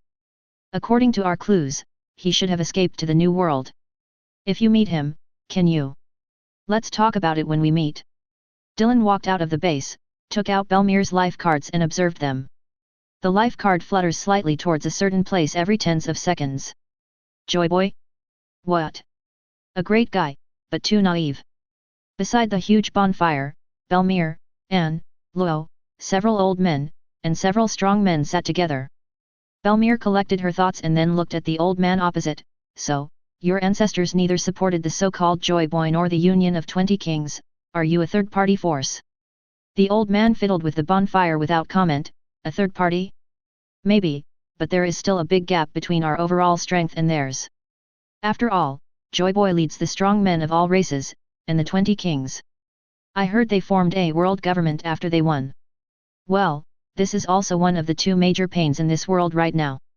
The so-called 20 Kings, their descendants should be the ones who now live in the Holy Land on the Red Line, Marie Joy World Nobles Celestial Dragons. Red Line. The old man murmured for a moment and seemed to recall something, but then his face recovered. From your words, it can be inferred that there are still many people in your marine who are righteous, even against the style of celestial dragons very resistant. Have you ever thought about why after 800 years, this sea must have strong men in large numbers, and why no one can overthrow them? Whether it's pirates, marines, or the so-called revolutionary army. Why can't anyone do it? From some aspects, wouldn't it be better if you marines could unify their thoughts, overthrow the world government with thunder, and then surrender the pirates to re-establish order? Although this idea is exaggerated, but there's no way no one has thought about it for hundreds of years. As the old man spoke eloquently, the three of Belmir fell into deep thought. Indeed so. There are countless people within Marine who are resistant to celestial dragons, so why hasn't anyone taken the initiative to do this? Then celestial dragons. The old man shook his head with some regret. When we chose to leave, the other two parties regarded us as a hidden danger. Although Joy Boy's people did not take action, he took the initiative to evacuate the army and let the 20s Wangli and Jun came to pursue us. A lot of important information was lost on the way to exile. What is certain at present is that, the descendants of the 20 kings must have some kind of destructive power in their hands. This is also what the 20 kings left to them. The greatest wealth and security for descendants. What about you? Belmir looked at the sturdy people around him. The auras exuding from their bodies were like wild beasts. We have lost too much strength. After hundreds of years of cultivation, we have managed to reach today's situation. Maybe it's time. The old man's face flickered brightly and darkly in the flames. It's time to return to the sea. But before that, we have to meet him. Who is he? Your leader. Well, he's here. Chapter 65. It's really difficult, even the heart network can be blocked. A figure fell from the sky. Dylan glanced at the Belmir trio and the hooligan marine who was carousing in the distance before sitting down. I thought I just heard that you wanted to see me. The old man did not immediately answer Dylan's words. He just looked at him and smiled. Xin Wang. Dylan frowned and then turned to look at Anne. After receiving Dylan's signal, Anne restated the information he had obtained previously. You don't seem surprised by this information. The old man was a little confused, but the young man didn't show much surprise or solemn expression after hearing this. Some of the information in this. How should I put it? Anyone with a brain can figure it out. Even your so-called destructive power should have someone in Marine who knows clearly what it is. So. Dylan glanced around. There's nothing new about these things. Belmir next to her took a drag on her cigarette. She had never thought about these things. Anne and Luo acted as if nothing had happened. The old man nodded slowly. I heard some of your deeds from them, how about it? Do you need our power? Hearing this, Luo and Anne were a little surprised. But Dylan did not give an answer, but looked at the old man. I need strength. Your strength is okay, but I don't want any strength. The physique and vitality of these guys are indeed very good, and they are also very disciplined. Even on this isolated archipelago, they remained alert. Is it possible that you are also following some promise or something like that? Are you waiting for someone to save you? Promise? The old man shook his head.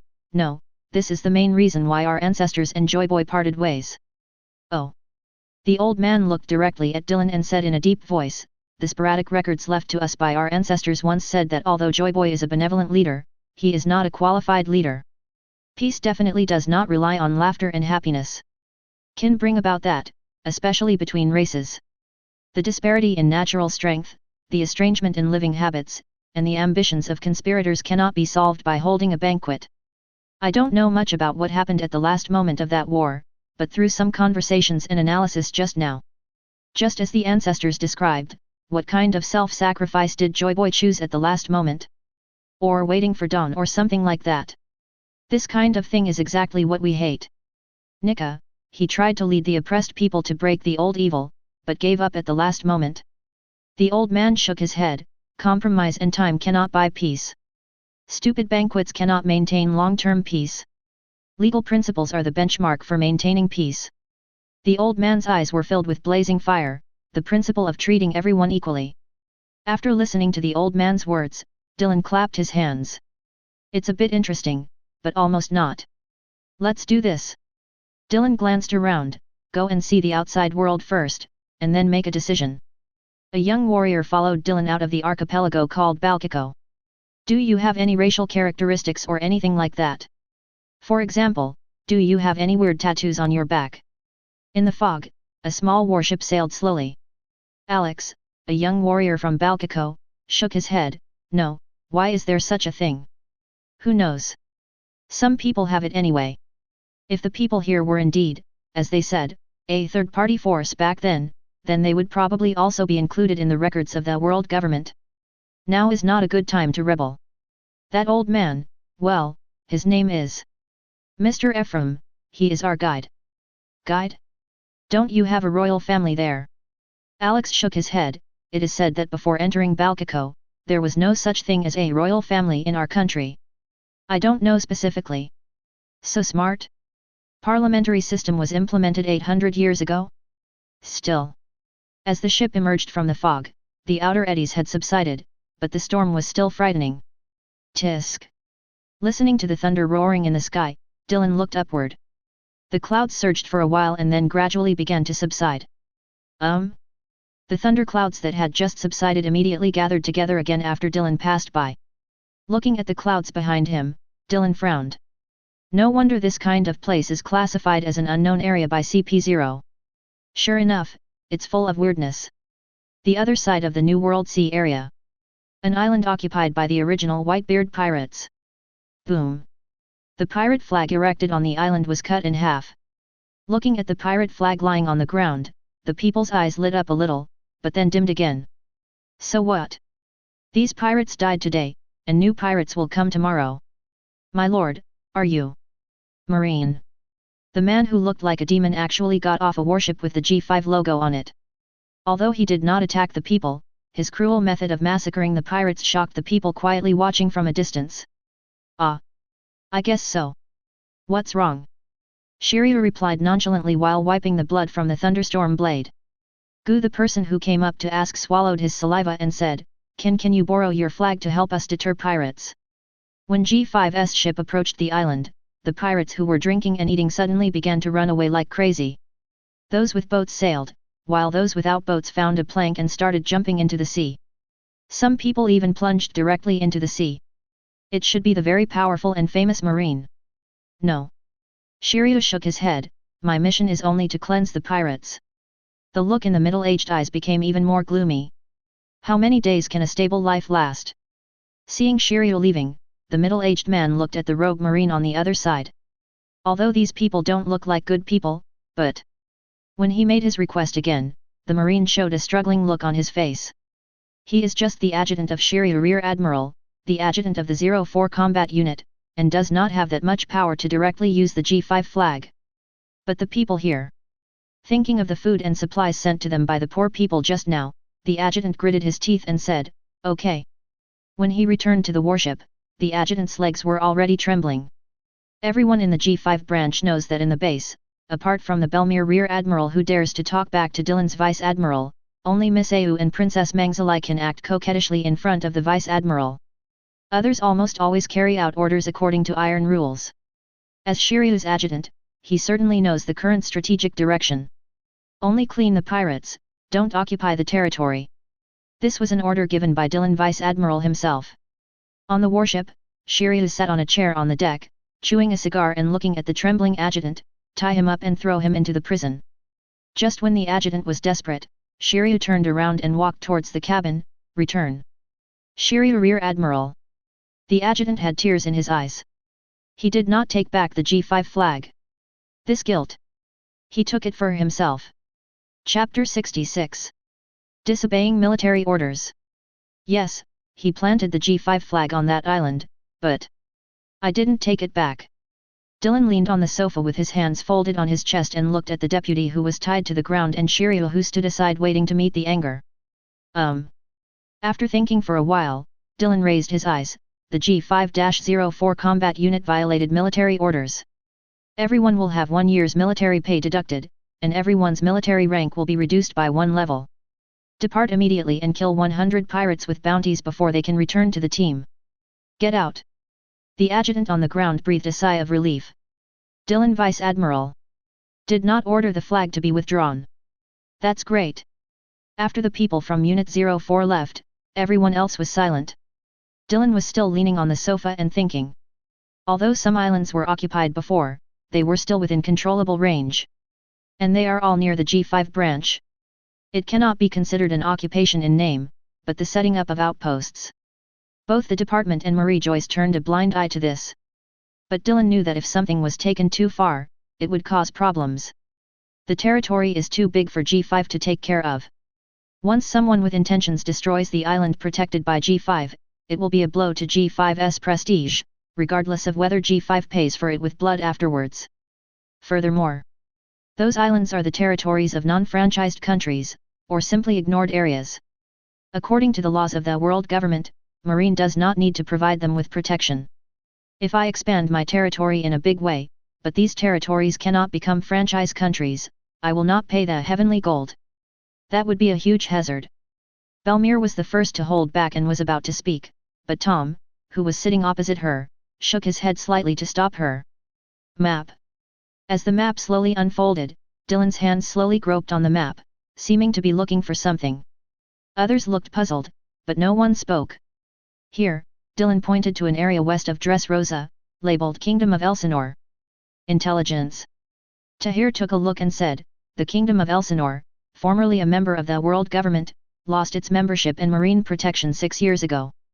The capital was destroyed by pirates, and the royal bloodline was cut off. It is now a land of lawlessness. The royal bloodline is severed. Dylan rubbed his eyebrows. Use the power of East Blue? No, that would be too abrupt. It's not the time to be exposed yet. Drum Island, not even. Royal family. After thinking for a while, Dylan raised his head and glanced at Mansheli. Tom, escort Man Shirley to Greenbit and invite King Gancho to G5 for discussion. Although it is a little hasty now, but it is also a good time to test the attitude of world government and all races. When Ganxiao arrived at G5, he was accompanied by hundreds of soldiers from the Dongtata tribe. Dylan looked at them with slightly strange expressions on their faces. Why do you feel different from before? Ganxiao looked a little serious. In the past hundreds of years, we have been waiting for the day when the promise will be realized, and we have followed our nature. But this has brought us too much misfortune and sadness. In these 10 years, we began to look for our own path. In the face of injustice and discrimination, fighting is the only way out. Isn't it? Dylan Vice Admiral. The hundreds of soldiers behind him all looked solemn and disciplined. Apparently they also used great perseverance to overcome the naivety of their racial nature. Over the years, they have taken turns following Leo to fight and witness the world. This makes us more determined in our choice. Get ready to migrate, a new Greenbit is about to be born. Also prepare to join the world government. As you wish. Migration of small humans. Doflamingo looked gloomy. Although I don't know why G5 did not target the Don Quixote pirates before and after the war, but directly relocating all the small humans would be equivalent to completely cutting off this path, and those despicable slaves, actually want to build a country? That's right, Dover. The G5 fleet has already set off, led by Tom the Raging Sea. Where's the factory? Torrible sniffed and said with some worry, it's not optimistic. After excluding defective products, the quantity that can be delivered to Kaido is very small. Kaido is already very dissatisfied. And his supply of weapons to us has also been reduced. Doflamingo crossed his fingers to support his chin and thought for a moment before saying, use the power of the Red Heart and let him collect the locations of other small humans. Or, Make a deal with Big Mom, we can't drag it out any longer. No. After Torbil left, Doflamingo suddenly laughed sinisterly. Let the slaves join the world government, Dark Dragon, you guys really dare to think. Bark bark bark bark, let Lao Zi see your ambition and skills. Alabasta. Nefertari Cobra looked at the news in the World Economic News and fell into deep thought.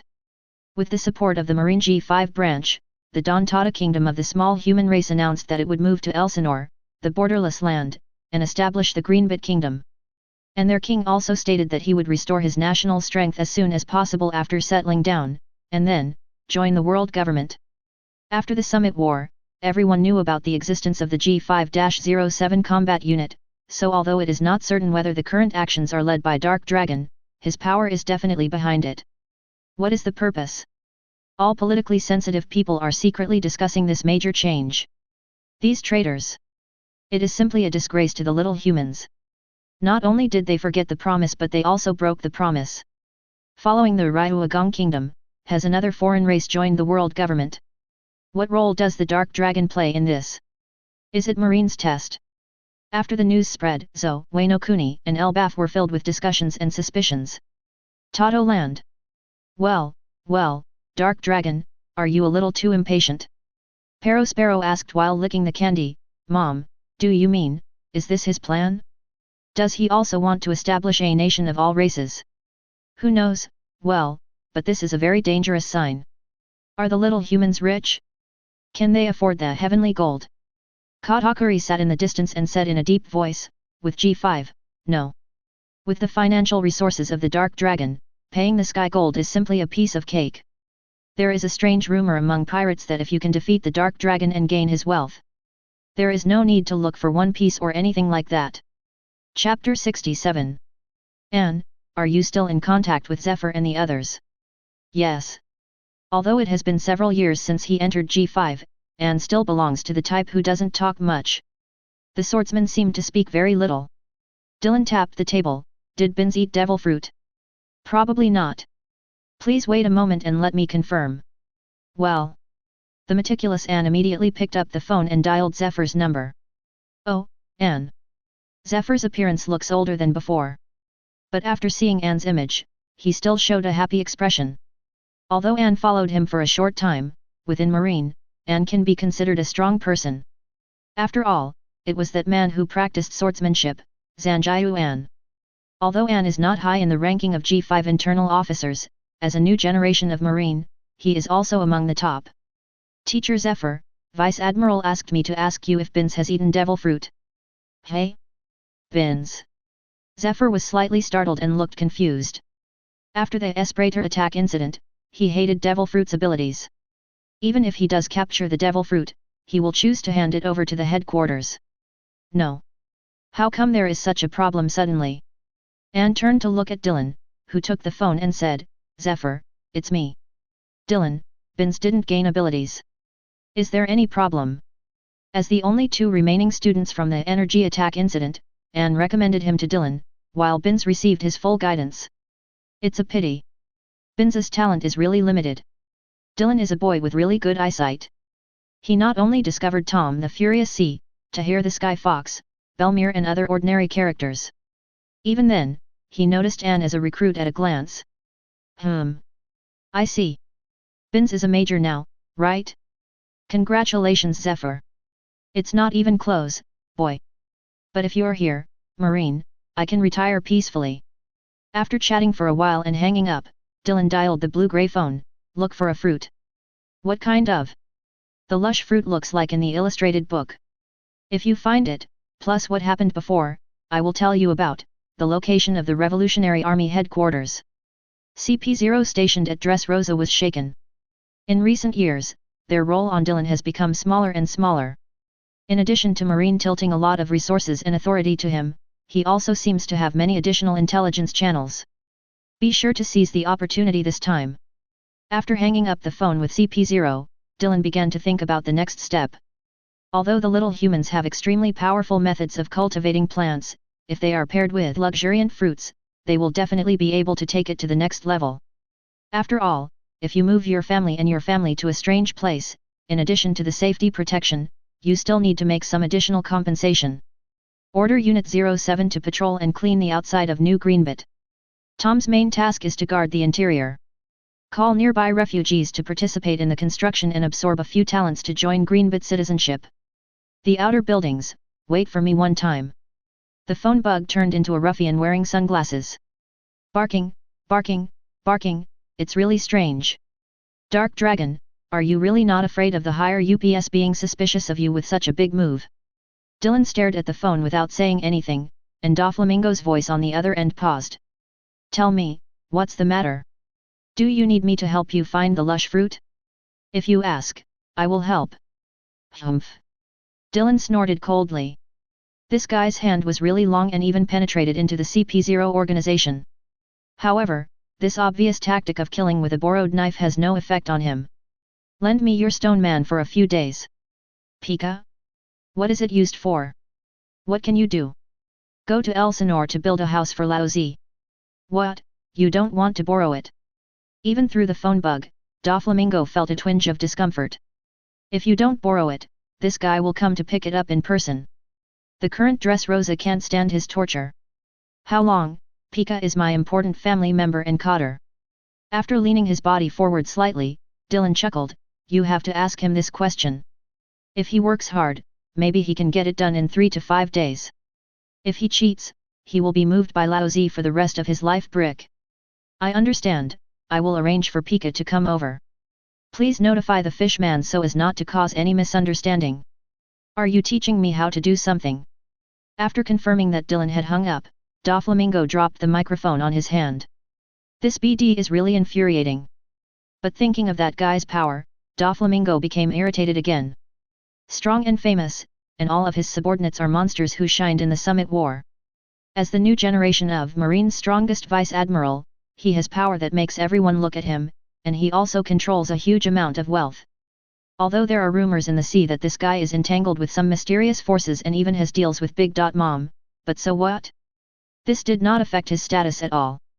After the Summit War, this guy's reputation reached its peak among both pirates and marines. One is fear, the other is worship. G5.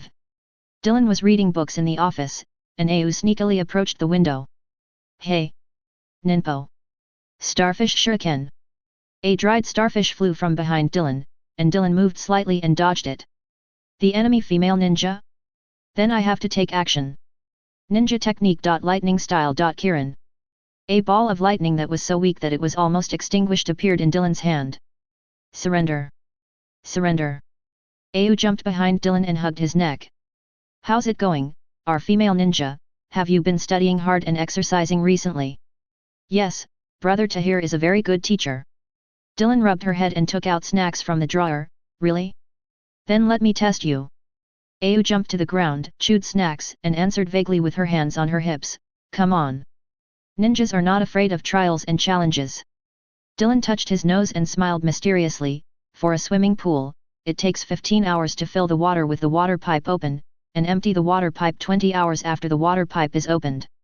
At the same time, the administrator got bored after 7 hours, so he found another one that can fill the water in 13 hours.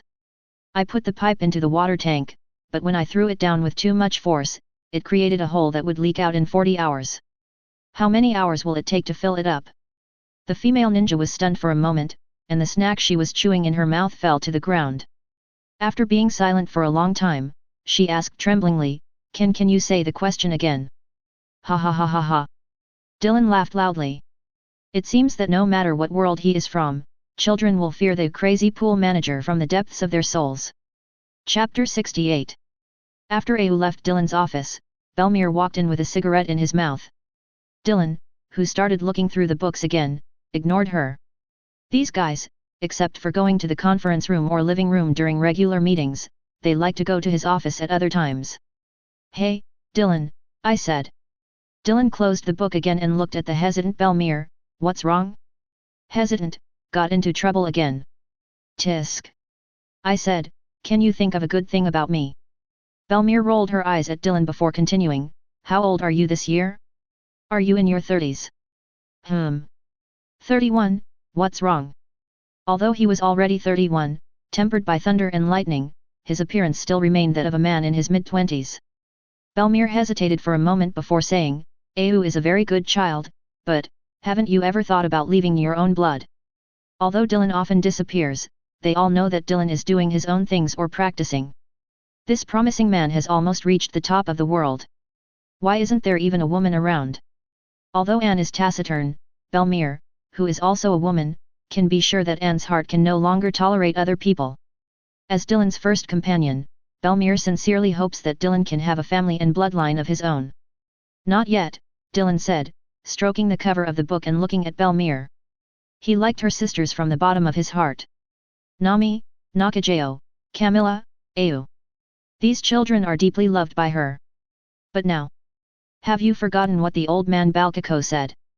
Dylan lit up a cigarette, took a deep breath and exhaled a thick cloud of smoke. "The world is far from that simple, Belmere. Why didn't I kill the red-haired one in West Blue, and why didn't we completely annihilate the pirate alliance in Summit War? Even, why can't I kill Straw Hat Luffy? Do you think I don't want to?" Looking at the huge map on the wall of his office, Dylan shook his head, to realize our ideal cannot be accomplished simply by relying on brute force or unscrupulous bravery. There must be many things in this that are unsatisfactory. Our goal is not to become a bomb, blow up the world to pieces, and then disappear together. If we want to achieve a more lofty ideal, we must know how to weigh things up. A ball of lightning flashed on Dylan's hand, and there was a harsh friction sound in the air. Now the whole world says that our power is already very strong, and it may even be comparable to Marineford. What do you think? Impossible. Belmere immediately denied it. Vice Admiral Garp, Sengoku Grand Inspector, Zephyr Chief Instructor, Marshal Sakazuki, Pora Salino Admiral, and the newly added Fujitora, Green Bull, Tsuru Vice Admiral, Jun, Cake, and the elite Vice Admirals of this department. If these powers break out, you and I don't know, but the rest of us will definitely die. Yes, but such a powerful marine can only maintain order and barely break down. What if others come in to disrupt the situation? Dylan's eyes kept scanning the map. The Revolutionary Army, other races, the older generation of pirates who have retired and whose strength has not completely declined, and the real power in the hands of the Celestial Dragons. We need to rely on this position, stand on this position, and use its name to solve some of the problems on the surface first. During this period, not before realizing the ideal, I can't leave any loopholes for myself, flaw. Belmere was stunned at first, and then felt a little sad. He worried too much, endured too much. Look at Garp, Dylan shook his head. What did he do? Although I don't know if he made any agreement with others back then, but there is no doubt that both the dragon and the Straw Hat greatly interfered with his position and decision-making. After saying this, Dylan stared at Belmere and said word by word, "If one day, Belmere, if one day, the enemy threatens me with your life, I will not compromise. Just like I told them, I will use double, 10 times, 100 times the number of heads to kill me. I'll pay my respects to you, but I won't compromise."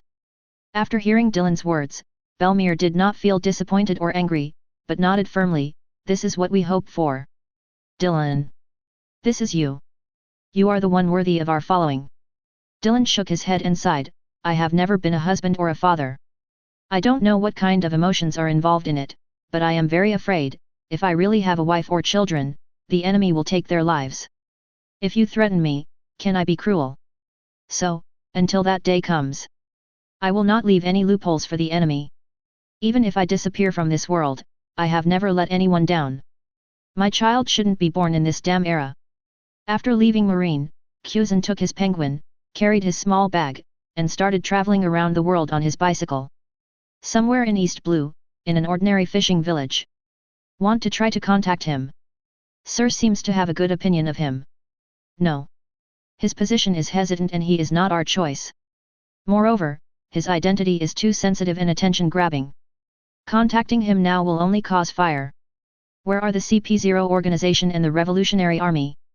Both sides seemed to be aware of something, but they both suspected that the other party was setting up a trap, so we successfully erased some traces. Don't underestimate the enemy. In addition, according to the orders above, start collecting information on the former members of the Roger Pirates. Once you find any clues, report them immediately. Yes. G5 branch. Kuzan and Dylan sat across from each other. Is this guy here to eat and drink again? Kyuzin put his small bundle aside and collapsed on the sofa. Ah, I'm just passing by. I plan to go for a stroll in the deep sea later. Deep in the sea? Dylan frowned. Although he didn't know why this guy chose to partner with Teach in the end, he probably didn't have good intentions himself. Wasn't the person who killed Blackbeard a cripple? Etc. Kyuzin here didn't become a cripple because of Lao Zi. Isn't the script messed up? Dylan swept up and down Kyuzin's legs maliciously. Which one is better to interrupt? What's wrong?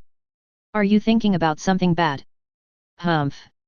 Why did Porisalino and Sakazuki cross their legs that day and you didn't? Are your legs and feet bad? Ha. After teasing for a while, Dylan's expression became serious. Tell me, Kyuzin, what is going on? That day. At the last moment of Summit War, Dylan launched Deluo Tianyu alone. But except for Sakazuki and a few vice-admirals, other high-end combat forces chose to stand aside due to various positions and beliefs. If not all but 2 people except Sakazuki had taken action at that time, he would not have been hit by the red-haired slash. Even at the last moment, if everyone can fight together. Unfortunately, many things are not exactly what you want. Wait a little longer, wait until your people are stronger, wait until you find that guy, your situation won't be so embarrassing. Don't explain this, Kyuzin. Dylan shook his head. Everyone has different ideas, and the justice they uphold is also different. Although I let those guys go in the end because of your stand and hesitation, I believe that no matter what, if I had been fatally injured at that time, you would have definitely taken action. From a friend's perspective, that's enough. I will not impose my beliefs on others. Chapter 69. But I still have some personal problems. Dylan frowned. About Nico Robin. After hearing this, Kyuzin's expression finally changed. After escaping from O'Hara, Nico Robin frequently moved among gangs, robbers, and pirates, being betrayed or betrayed others every day. Before the Nice Lobby incident, Kyuzin even decided to kill her personally. At that time, he thought Saul's idea was wrong.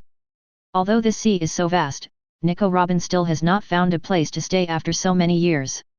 Then the mistakes he made should be corrected by himself. Together, destroying Nice Lobby, destroying Impel Down, intervening in the Summit War, and breaking into Marine Ford with Rayleigh, Straw Hat is no longer a pirate who he calls pursuing freedom and adventure. As a member of his crew, I will not hold back if Nico Robin cannot change his stance. What about your adopted sister? The navigator named Nami. After Kyuzin hesitated for a while, he finally asked this question. Back then, he ran back to East Blue specifically, and the entire Marine knew about his love and care for Belmir's adopted daughter over the years. Everyone still has a little time. Dylan pulled out a newspaper from the drawer, which was the headline of the World Economic News. Straw Hat was trampled under Dylan's feet, flowers were scattered on the ground, and the words 3D2Y were written on Straw Hat's arm. 2 years, find her, lock her up, break her legs, or kill her yourself. If I see her still on Straw Hat's ship after 2 years, she will be regarded as a thief. Dylan stretched out his hand and clicked on the newspaper. After 1 year, if you feel that you want to find her but can't find her, you come and ask me and I will tell you her location. About this woman, I can only give in so far. The same goes for Nami. I will take the time to find her. If I can't convince her, I will lock her up and let her see whether the world was changed by marine or by the sea. Thief of change, I see. After thinking for a while, Kyuzin shook his head. I will not go to her. From the day O'Hara escaped, I told her to live more cautiously. I am not his companion. Her journey should be carried out by she decides for herself. It better be true, Kyuzin. Dylan leaned forward and looked directly into his eyes. I don't want to fight with you. After all, you are one of the few friends I have. After making a decision, Kyuzin returned to his lazy look and slumped down again. Probably not. After all, you are different from that Sakazuki guy. I hope so. By the way, anyway, if you are wandering around in the new world, if you encounter Moria and his transparent fruit guy, kill him for me. Ah, fighting or something. Hey, even if you leave Marine, don't show off. Kyuzin.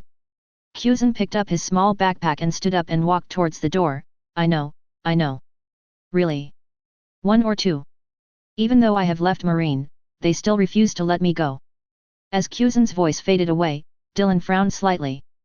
What do you mean by this? What information does it reveal to yourself? However, according to Kuzan's character, he shouldn't be cooperating with Teach as an undercover agent. It seems that there are other reasons. With the completion of the Kingdom of Elsinore, more and more eyes of the world began to focus here. Many forces also began to try to penetrate inside, but they were all blocked by CP0. You can arrange some people on the periphery. This is my honesty to Marie Joyce, but you are responsible for cleaning up the other messy guys for me. Can you do that? A bit. If you can't do that, your people are not allowed to get close. Otherwise, if I catch someone from the CP organization, it will be your fault. I will apply. As long as the people are not very complicated, we will be responsible for screening, but once the population increases. Although the Dantata Kingdom has not yet completed its relocation, the world government has already acquiesced to his joining. The flag of world government was even erected on the unfinished royal capital. Of course, it's not the world government's flag that scares the pirates. On the side of the port of the royal capital, on one side is the dazzling headquarters of the CP organization, and on the other side, it's a branch of the G5 base. Marshal Marineford's office. Justice that reigns over the world has become absolute justice. Move. Akainu chewed his cigar and looked at Dylan. Why do you suddenly have such an idea? As we move deeper into the new world, aren't you also planning to swap the headquarters with G1? Indeed, it seems that we have thought of it together, but the position of G5 is also very special and cannot be easily vacant. Akainu looked at Dylan, who was shaking his legs. After the Summit War, he assumed that Dylan was his general, and the original Hawk generals became much closer to Dylan. Do you have any suggestions? Or, let one of your rear admirals station here? Just like you did back then. 8 years ago, Dylan served as the leader of the G5 branch with the rank of rear admiral. If it weren't for Heavenly Yaksha Doflamingo, one of the 7 warlords of the sea, that area would have long become a restricted area for pirates.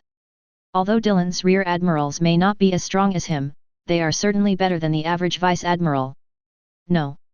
Sakazuki, my people all have tasks to perform, let's find someone else. My new base is just a few hundred kilometers away, anyone can go there. Smoker is not a bad guy either. In this case, call. Akainu puffed out a puff of smoke. Let Hina go. You are right, you are around, there is no need to waste too much upper-level combat power on the side. Black Threshold Hina? It doesn't matter, as he said himself, his new base is not far away. Even if the old base is empty, no one dares to look for trouble. Hina seems to be from Grandma He's side.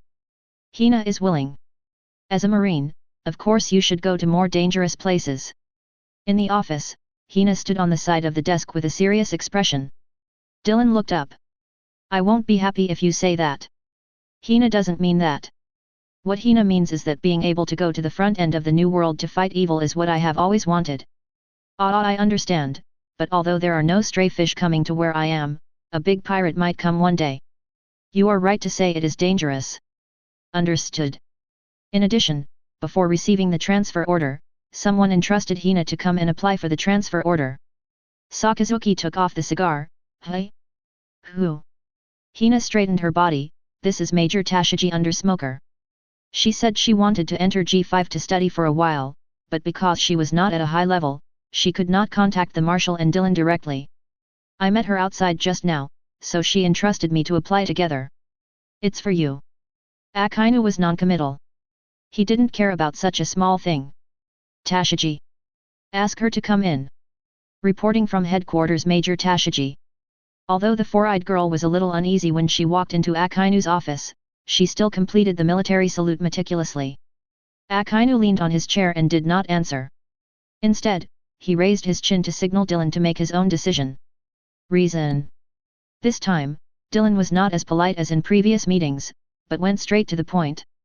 After all, if you want to join his command, you must get used to obeying orders. I want to go to the New World and fight pirates. This reason, Dylan thought for a moment.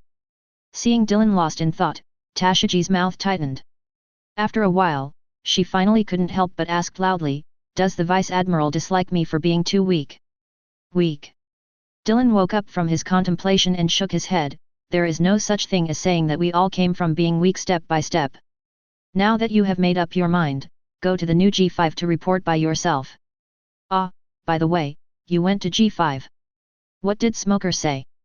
Although Akainu is a very pure soldier and does not value factionalism, Smoker. The situation may not be much better, after all, Kuzan ran away with a bucket.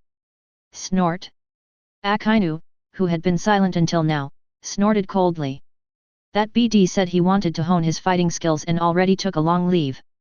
How stupid. Chapter 70. The middle section of New World. It's almost done. Based on the amount of supplies left, we should return. Looking at the pile of bounty orders on the ground, Belmir felt helpless. It's really strange why these guys carry their own reward orders when they go out.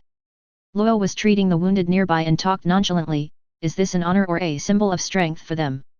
Pfft. The fainted wounded man woke up and glanced at the people around him.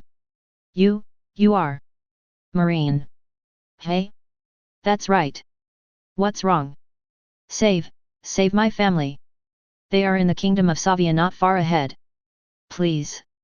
Belmir looked at this guy who had just woken up and was still very depressed, and then looked up at Anne. Anne opened the map and looked at it. Sovia is indeed not far away, but... Please. When the man heard Anne's words, he rolled off the simple stretcher to the ground and kowtowed. My daughter was kidnapped by pirates. I was blown here by the wind and waves. I don't know.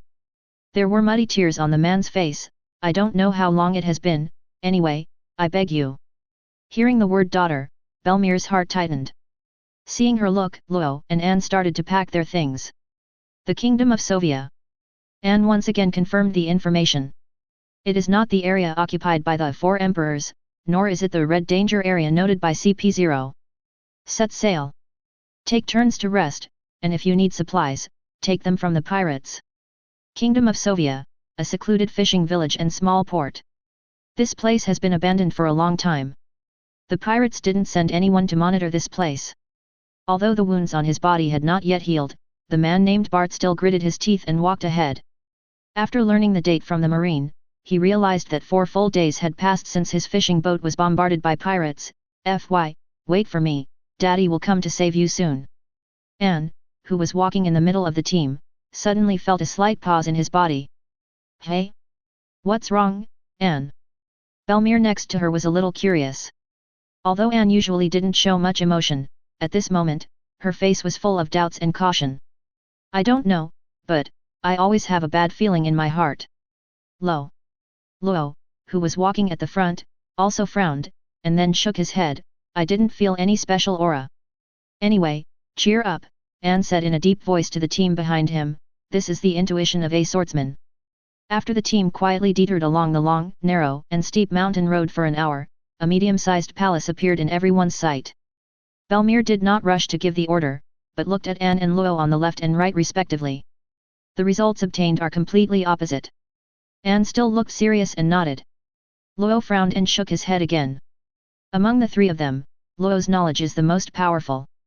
This weird situation, this is the first time I have encountered it. Belmir, who was usually carefree, turned back to the fisherman Bart and said, wait for us here. No. I want. Madness. Belmir shouted in a low voice, what are you going to do? Are you going to die? Or do you want us to send someone to protect you? Bart murmured for a while and finally nodded, then I will wait here, my daughter's name is Fy, when she was taken away, wearing a dress with starfish printed on it. Got it, take action. Belmir gave an order, and the G5 people started to move towards the back of the palace along the winding path. Room laugh. Several pirates who were standing on guard against the wall were moved to the ground by Luo, and were instantly eliminated by Anne who was standing aside. It seems. Boom. Bang bang. 2 gunshots instantly pierced the sky. It's Marine. Kill them. Luo's expression changed and he glanced at the gap at the top of the city. It's a surveillance phone bug. I was careless. Go straight in. Break through from the front. Belmir shouted and was instantly covered in armed colors. Oh. Feeling the commotion in the palace, Belmir glanced at the G5 soldiers behind him, come in and fight at close quarters. After hearing the order, the rogue marines instantly released their instincts, and each one showed a ferocious smile, fight in. Kill the pirates. I'm going to cut 10. As everyone's weapons were unsheathed, Belmere turned and glanced at Luo, deal with the guy who shot on the wall. After nodding, the room space was enlarged again, and Luo's figure flashed on the wall. Follow me. Oh. When he rushed to the edge of the gate, Anne pulled out autumn water and a slash exploded instantly. Crack. Boom. The huge iron door shattered into pieces. Ouch. Fight in. Anne and Belmere took the lead, with the rogue marines following closely behind them, and hundreds of people like sharp swords shuttling back and forth in the corridors of the palace. Change formation. Maintain your strength. Seeing the endless number of pirates in the corridor, Belmere gave a loud shout. These BD guys are more and more crazier in fighting. Although their physical fitness has far exceeded that of ordinary people due to the high-intensity training and high-quality food provided by G5, but this style of fighting. Copy that. Change formation. The adjutant of the 01 combat unit raised his right hand and changed his gesture, circle. Fight alternately. Oh. After receiving the order, the rogue marines immediately gathered together, and those with good physical strength and no wounds took the initiative to stand on the outside. People who are injured or physically exhausted come to the inner circle to recover their physical strength and simply bandage themselves. Anne. Let me grab someone to ask for directions. The moment the swords clashed, Belmere pulled two dry-looking pirates from the pirates in front of him and retreated back to the inner circle. Where is your captain? Holding the pirate's neck with both hands, Belmere turned to look at the pirate on the left. In. The pirate's face was full of horror, but something seemed to overshadow the impending death. Click. The pirate's neck was broken in response, and Belmere threw the body to the ground and looked at the other one. Where? Ahead, turn right in front, and then, turn left at the end. Click. The pirate died with a look of surprise. It seems to be asking, I have already answered, why do you still want to kill me? And the figure who had returned to the front of the team seemed to be responding to him with his fist, I didn't say I wouldn't kill you if you answered. Belmere jumped in front of Anne and killed 3 pirates in an instant. Looking at the pirates who were still coming towards the end of the passage, Belmere turned around and nodded, Anne.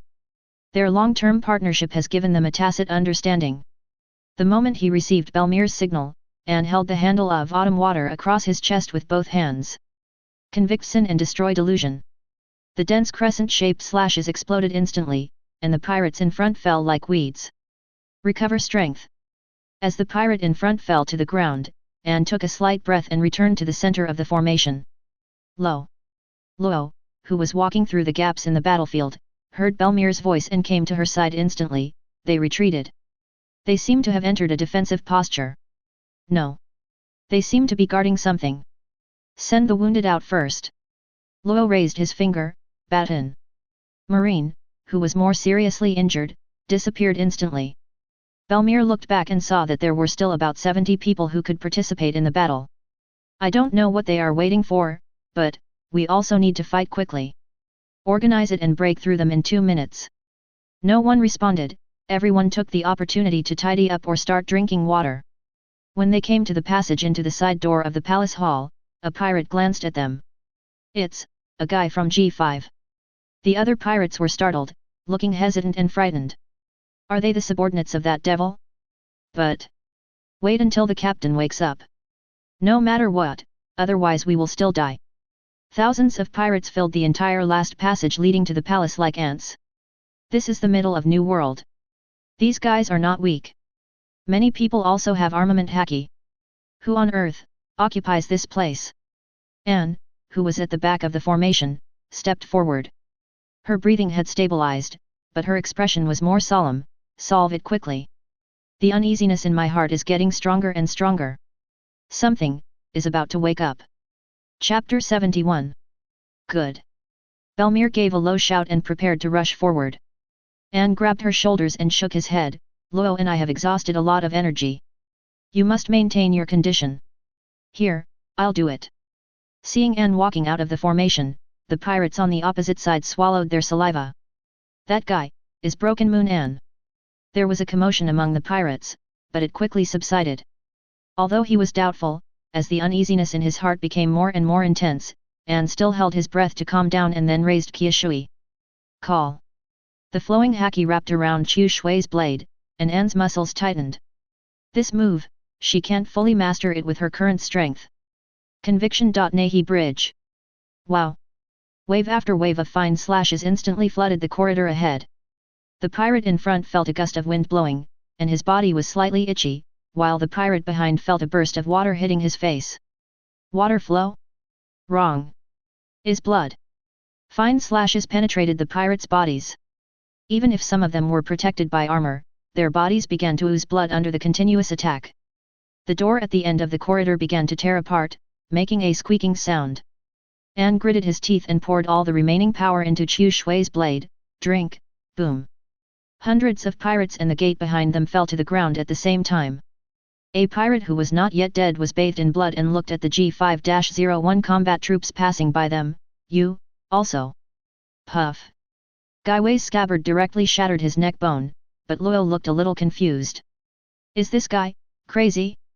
Why do you have that weird smile? The entire hall was filled with the smell of alcohol, and a group of trembling women huddled in the corner, holding back their tears. On the other side, a group of young-looking girls were trapped in a bunch of cages. After just glancing around, Belmir's eyebrows rose. On the throne above, a naked man with scars all over his body was lying across the laps of several women. Hiccup. I told Lao Zi to keep quiet when sleeping. The women who were carrying him with their bodies covered their mouths tightly, not daring to make a sound. It disturbed Lao Zi's sweet dream. A burst of grey mist rose from the throne, and the bodies of the women sitting in a row stiffened, and then their bodies withered like plants scorched by fire. The man rubbed his forehead while raising his body and looking at the crowd below. Marine? The moment she saw that man's face, Belmir's heart skipped a beat. You guy, I've seen you before. You were the one who destroyed the Wakot kingdom back then, right? The women on the throne turned into ashes and scattered. The bald man who seemed to be hungover shook his head vigorously. The kingdom of Oiket? Where is it? Belmir did not answer his question again. Although she did not directly confront the man in front of her back then, this appearance was unmistakable. FY. A trembling voice sounded from the corner of the hall. Fisherman Bart tremblingly took out his daughter from the cage. The girl named FY's arms hung down weakly, and she could no longer hear her father's call. FY. Wake up. FY. Daddy. Daddy is here to find you. Daddy has prepared your favorite cod soup for you. Looking at the fisherman Bart in the corner who was on the verge of mental breakdown, everyone present tightened their grip on their weapons. It's really chirping, one or two, it's so noisy. Call. A wave of light yellow air swept towards the corner. Low. Baton. The women and children in the corners on both sides disappeared instantly, and Belmir covered armament Haki with her arms to resist the yellow energy. Ho! A person with abilities. The storm subsided, and the man finally stood up from the throne. He seemed not to care that his power was blocked, and was still thinking hard. Where is the kingdom of Oiket? Boom! Belmir's heels appeared at the sides of his head, and the man raised his arms casually. Where on earth? Belmir looked stern in midair and spun around in the air, the weapon color on his heels becoming even richer. Tempest kick. Joduan. Woo! A dull cracking sound pierced the air. Boom! The man's eyes lit up. I remember, it must have been almost 20 years. I really miss the days of East Blue. Then he grabbed Belmir's calf. Were you there at that time? Wasn't Marine killed? Well. Belmir groaned, this guy's strength and armament. It took a lot of effort to have a good drink. It's true. Since you were the one who slipped through the net back then. Then you will, die bar. Hey! A strong wave of air erupted, and then the man picked up Belmir's body and threw it to the ground. Scalpel. No life. The man grinned, black knife. Bang. Belmir was smashed into the ground by him, and the man jumped high and dodged the slashes of Luo and An. Are Marines so powerful now? During the Conqueror's impact just now, none of the Marines below fainted, which somewhat surprised him. This level of Conquerors. Among the gravel on the ground, Belmir, covered in military colors, stood up again. It has been useless to us for a long time. Belmir's figure flashed above his head, her right foot raised high again. Boom! You really don't have a long memory. Your weak body and the strength of your armor are simply laughable. The bald man raised his arms across his head, but then he realized something was wrong. It's not a simple collision of forces. This haki is in. Contains a strange power. Internal destruction. No. No. It's a more complicated change. Collapse. The bald man's arm shook, and the stones under his feet shattered and flew. After shaking his arm to dispel the pain, the bald man raised his head and looked at Belmir. What kind of power is this? Is it very novel? Luo and Anne in the hall both showed more solemn expressions. This move is said to be able to break through the ice continent. And this guy? It turns out it's just some discomfort in my arm. Ah, forget it, there are some tricks, but that's it. Not possible either. Before Belmir could finish thinking, the bald head flashed in front of him. Bad. After subconsciously raising his arms, a huge force hit him, and then Belmir felt a burning pain in his arms. Boom. At the other end of the palace, Belmir, who was knocked away by a turning kick, was buried in gravel and rubble. The moment Belmir flew out, the bodies of Anne and Luo disappeared at the same time. Sweat appeared on Anne's forehead as he moved. I had been fighting for 2 days in a row before, and my physical strength. Weakness, where is it? Can't find it at all. It's up to you. Luo. Judgment Manja Shawa. The blood-red sword energy burst out and wrapped around the bald head. Hey! The bald head was stunned for a moment, and the petals had already formed a wrapping force. Just when he raised his arms and crossed them, Luo was already behind him. Hard pulse. Kid. A turning elbow hit Luo directly in the face. You are too underestimated, Lao Zi. Looking back, the petals were completely wrapped, but then they were shattered by a black wave of air. After the air wave shattered the petals, it swept directly towards Anne, who was almost out of strength in the distance. Anne's body trembled. This distance. Call. An equally strong wave of air swept from behind Anne, blocking the impact that was about to pounce on Anne. Ho! Conquerors? Marine? Woman? What about Marine? What about women? The bald man's expression gradually became serious. That woman. I remembered. I overplayed it at the time and made a bit of a fuss. You are the crazy woman who has been fighting desperately, for so many years. It's changed a lot. Chapter 72. Belmir slowly walked forward from behind. Destroying a country and causing countless disasters and tragedies. In your eyes, is it just a fun? An increasingly powerful aura erupted, and the disaster of the Wakat kingdom is still vivid in our minds. Those colleagues and subordinates who died in the battle, those people who groaned and howled in the flames of war. The sad memories and anger that had been buried in my heart for decades completely exploded. Belmir's hair was flying in the air waves. The celestial dragons are certainly hateful, but you pirates deserve death. The bald man's expression turned cold, as these words seemed to touch some painful spot in him. Women, don't think that having conquerors is great. You're still far from it. Boom. The airwaves on the throne rose instantly, and instantly suppressed the airwaves below. Belmir groaned and immediately stepped forward. I know, but facing the pirates, I have no reason to retreat. The momentum increased again, and the surrounding furniture and windows began to shatter under the collision of the two people's airwaves. A hot-blooded person, not afraid of death, a place like East Blue. It's really full of monsters, but that's the end of it. As the bald body slowly walked forward, blood began to flow from the corners of Belmir's mouth. Haha. Although it was unclear whether the blood came from the internal organs or the teeth, Belmir still gritted his teeth and did not take a step back. When Belmir's consciousness was almost blurred, she seemed to hear a familiar voice. Since we know that East Blue is full of monsters, why don't you just put your tail between your legs and become a human being after escaping from East Blue? Dylan. After confirming the voice, Belmir's nerves relaxed and her body slowly sank down. After handing Belmir to Anne, Dylan turned and looked at the bald head. A strong person may be bald, but a bald person may not be a strong person. Hiss. With a flash of lightning, Dylan appeared in front of the bald man. Then his pupils shrank, and a burst of conquerors mixed with thunder and lightning and scarlet aura erupted instantly. Puff. The bald man's throat tightened, and a large mouthful of blood spurted out. Your conquerors, just plain. Then Baldhead saw a figure hanging upside down in the air. At the critical moment of life and death, the bald man raised his arms. The moment the black heels came into contact with his crossed arms, there was a shattering sound. Click. The bald man took a breath. The same moves as that woman, but the strength and skill. Boom. The bald body sank into the ground, and the huge stone floor of the entire hall cracked instantly like a dried-up pond. The bald man, whose arms had lost consciousness, lay in a depression under the ground, coughing up blood and looking at Dylan. What is this move? Move. Dylan walked up to him and looked down at his shiny head. Do I need any moves to beat someone like you?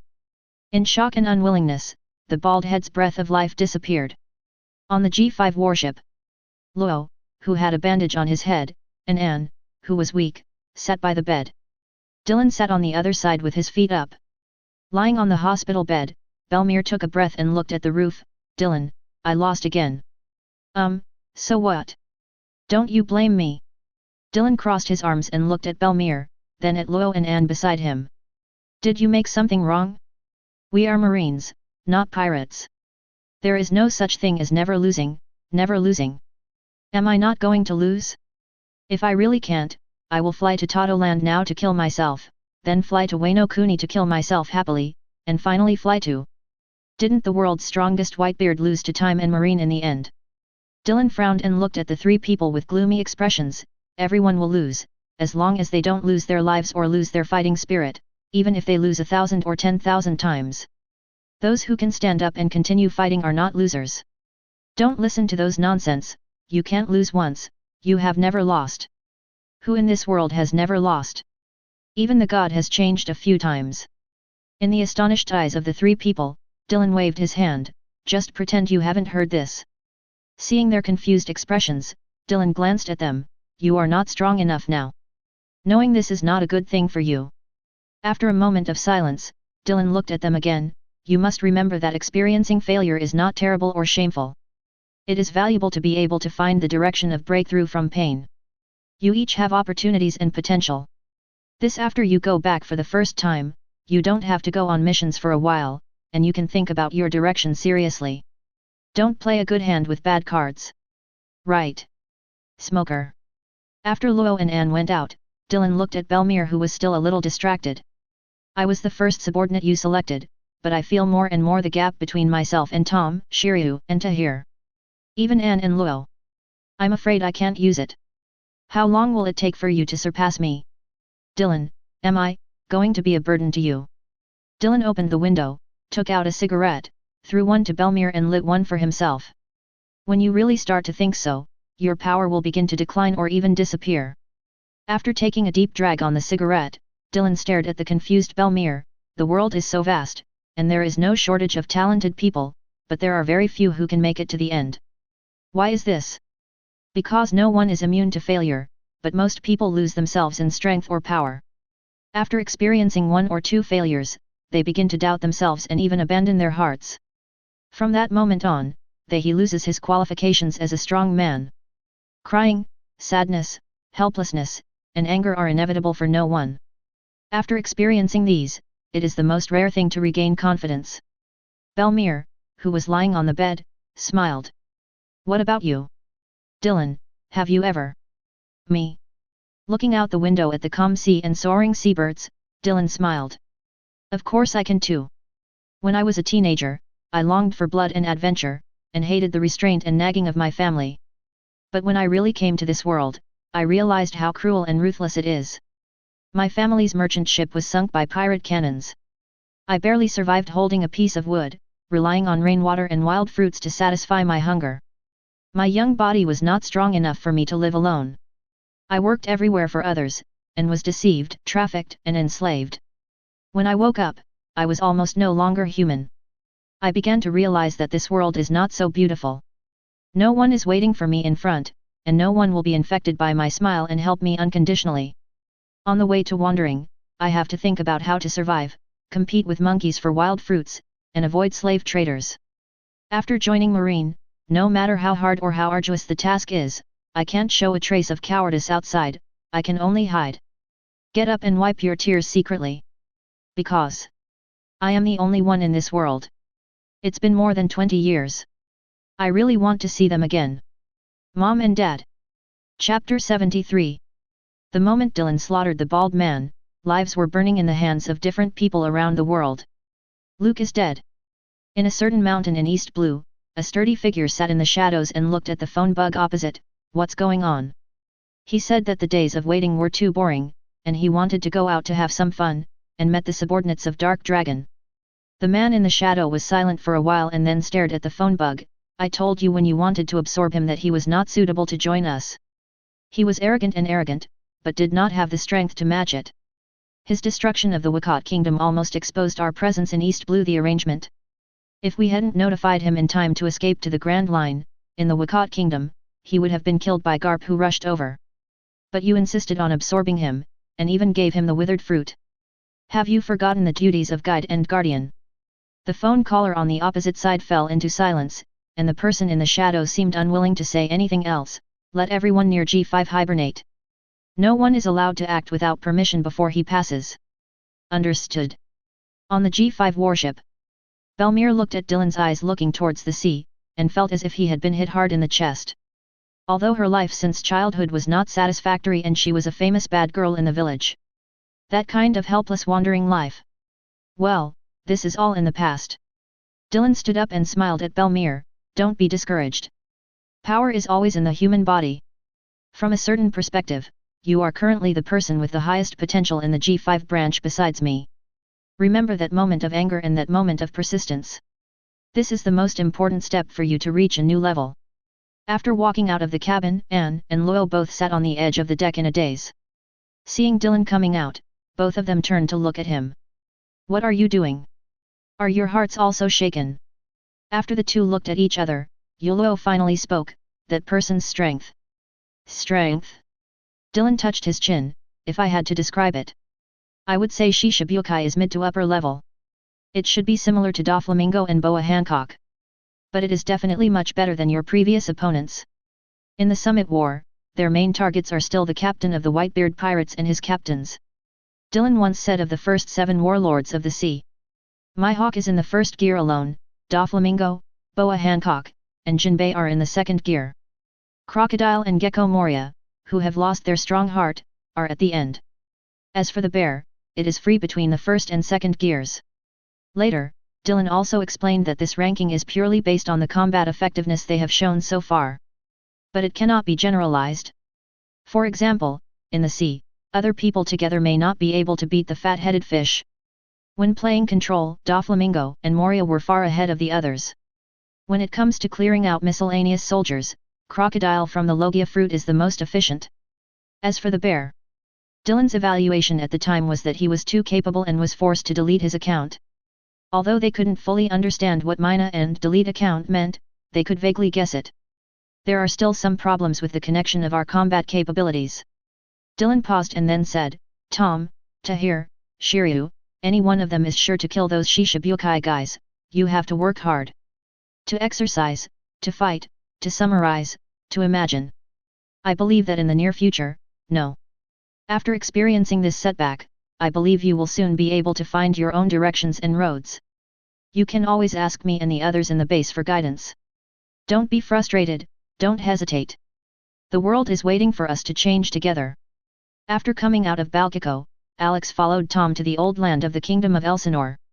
Tom has no additional restrictions on his freedom. He can come and go anywhere freely in New Greenbit.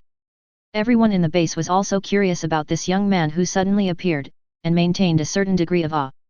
After all, he is a guy who can occasionally sit in on officer meetings. The adjutants of each combat unit can only participate after being summoned. Although the senior officials did not clarify his position and military rank, the vice admiral seldom paid attention to him, and he himself did not wear the G5 military uniform. But it is such a mysterious person that has triggered a lot of speculation. Even CP0 noticed him. Do not mind him, their team leader, CP0, who had worked with Dylan for several years, waved his hand to stop his subordinates from reporting, that guy, he has some kind of magical vision, and he can always find guys with great potential in some inconspicuous places. Don't miss it. Anyone who provokes him without any reason. The subordinate hesitated for a moment and then nodded and left. But CP0 himself is still worried about the luxuriant fruit. The world is so big, where can he find such a fruit? Marie Joy Palace. The 5 elders looked at the documents submitted. It is an agreement for the Dantata Kingdom to officially join the world government, and there is also a warrant for the relocation of the G5 branch. The 5 elders wearing hats asked in a deep voice, with the national power of the little humans, do we really want to give them the qualifications to participate in the World Summit? No, not just a little human race, 5 elders, who was sitting aside and wiping his sword, said while looking at his own sword, this is a signal that we have achieved victory, foreign race it's falling apart internally. But, would Adams Dillon's actions have crossed a line? What does it matter? 5 elders with a birthmark on his forehead leaned on the sofa, even if he really has the heart of a king, after the end of history, we can just grant him territory. If he has the intention to rebel, after seeing the true power, he will know how to choose. When the depressed Pika left on the ship of the Don Quixote pirates, Dillon looked at the neat buildings in the capital. What kind of pirate can you be if you have such strength? Isn't it good to build houses for people? If you just work for him for a few years, you can become a rich man. The relocated G5 base stands on the left wing of the original Elsinore and now Greenbit. The base is built on a huge and steep cliff, and the huge mountain range of tens of thousands of square meters has been repeatedly reinforced and shaped by Pika. A towering fortress stands on the edge of the cliff, with the marine flag fluttering in the wind. In the center of the fortress is printed its number, G5. Behind the huge fortress is an exaggeratedly large school grounds and ancillary buildings. Under the cliff is a military port belonging to G5 and the world-famous G5 alloy workshop. Quite efficient, Tom. Except for the 04 combat unit, which still has not returned from the expedition, the other personnel have gathered together. No. It's mainly Tahir's credit. Including the design of the fortress, and some other combinations. I was just responsible for the construction on site. Thousands of G5 officers and soldiers stood in the huge square, looking at the fortress inserted into the sky. Dillon looked at the sparse people around him, and then looked at the fortress again. Is it a little too big? Chapter 74. Conscription. Yes, aren't you doing a world recruitment? G5 can also participate. Sakazuki rolled the cigar in his mouth, yes. Dillon, according to the current division, the new headquarters is located under the Red Line, which is considered the end of the New World, while your G5 guards the front and middle of the New World, so it should have a more complete system. And stronger combat power. Do we need the headquarters to cooperate with the propaganda? Yes. Of course, the louder the better, Sakazuki. New. The strongest marine branch. G5 Special Recruitment. Chartered Dark Dragon Vice Admiral directly awards the rank of Rear Admiral. Show your fangs to the New World. A tough attack for peace and justice. Under the joint promotion of Marine Headquarters, Marie Joyce, and World Economic News, the whole world was excited for a while. That special recruitment under the command of the youngest and strongest Marine Vice Admiral in history? I must join. G5, I heard it is the bridgehead to the New World. Brother. Where are we going? Where? To G5 of course. Dark Dragon, that devil, does he want to increase his power? There are already so many monsters under his command, but... is it so blatant? This guy is actually on par with Marine Ford. We can't sit still and wait for death. We can't let guys with potential continue to join G5. G5's world recruitment period is only 3 months. Contact others. Cut off shipping routes. Oh. Dillon himself did not expect that because of his unintentional actions, he would trigger a new round of enthusiasm for enlisting in the army. However, it is clearly stated in the G5 recruitment regulations that the world recruitment only lasts for 3 months. After 3 months, everything needs to be carried out according to the original promotion rules and background checks. Mom, should we send someone to infiltrate? No need, that guy's knowledge, there's no need to provoke him. But, you can send someone to properly participate in the interception battle initiated by those brats. Interception battle? What is it? Cracker squatted aside and asked while stuffing something into his mouth. It was launched by the pirates of the Grand Line, an interference plan for G5 special recruitment, blocking those from all over the world or other areas who go to G5 to apply. On the other side, Katakuri, who was wearing a fluffy scarf, still hadn't forgotten the scene when that man came to the world alone and fought with his mother. My current self? No. There should be a gap. According to intelligence, the power shown by that guy in Summit War. And the guys under his command. Tom of the Raging Sea, Shiryu of the Rain, and Tahir the Sky Fox. The channel leading to G5 is full of pirates. Ships coming again. Shelling. What? You actually rushed over. Kill him. Oh. The top level of G5 fortress. Belmir, who had fully recovered under the treatment of Manxuli, started to liven up again. Aren't you going to take action? There is a lot of trouble around here. In the office, which is several times larger than before, there is a plaque written by Dylan titled Justice of Peace. Living room, conference room, lounge, and gym are all available. No need. Dylan squinted while lying on the rocking chair. This is a wrestling match between recruit and thief, and we don't need to end. Since you have decided to participate in the special conscription, you must have the courage and strength to overcome obstacles. The first batch of applicants appeared as early as the first day of publication in the newspaper. They are humans from Dressrosa, humans from the original Elsinore Kingdom, and small human warriors from the new Greenbit Kingdom. People on many islands in the surrounding seas that were originally protected by G5 migrated to New Greenbit under the propaganda of G5. Many young people among them chose to join G5 and become soldiers. Dylan asked the logistics department to select many family members as G5's logistics support personnel. The busiest people in this process were not the G5 soldiers. Because everyone knows that although that man is a Marine Vice Admiral, his style and tactics are very tough. In Summit War, he even started a live broadcast and executed the deserter in front of people all over the world. Therefore, although Greenbit has not yet promulgated strict laws, everyone consciously restrains themselves, and there are almost no troublemakers. Those gangsters will not appear in Greenbit at all. The busiest one is still the CP organization. They are worried all the time. If someone from another organization infiltrates, it would be fine if they can identify them themselves. But if that guy discovers it himself, their residency qualifications will be cancelled. If this happens, Marijoya's accountability is more than they can bear.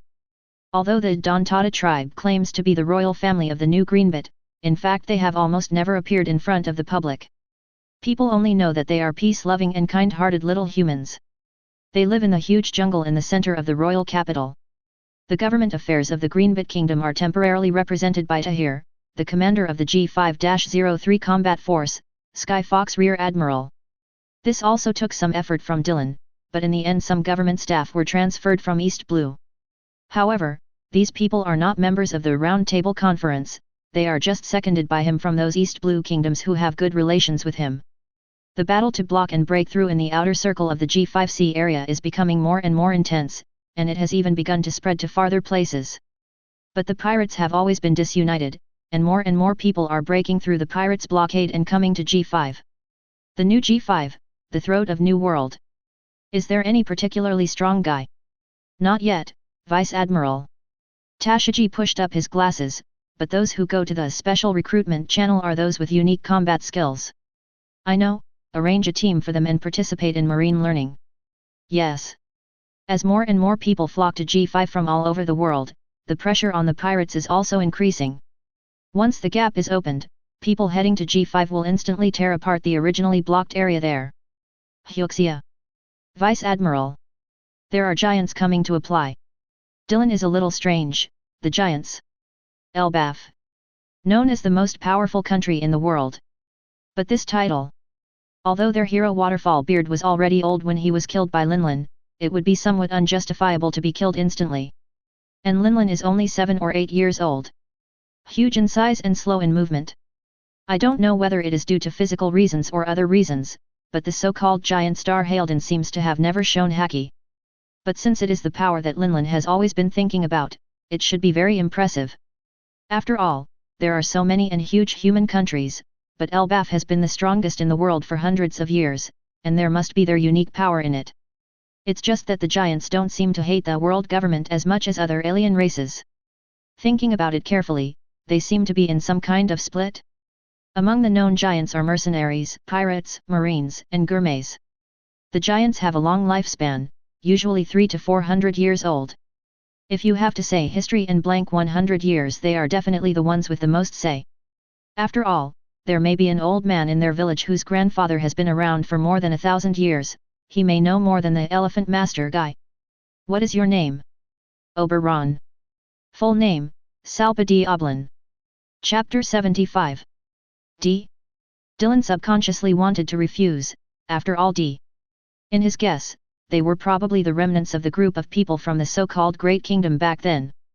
I always feel like something is wrong when I get involved with them.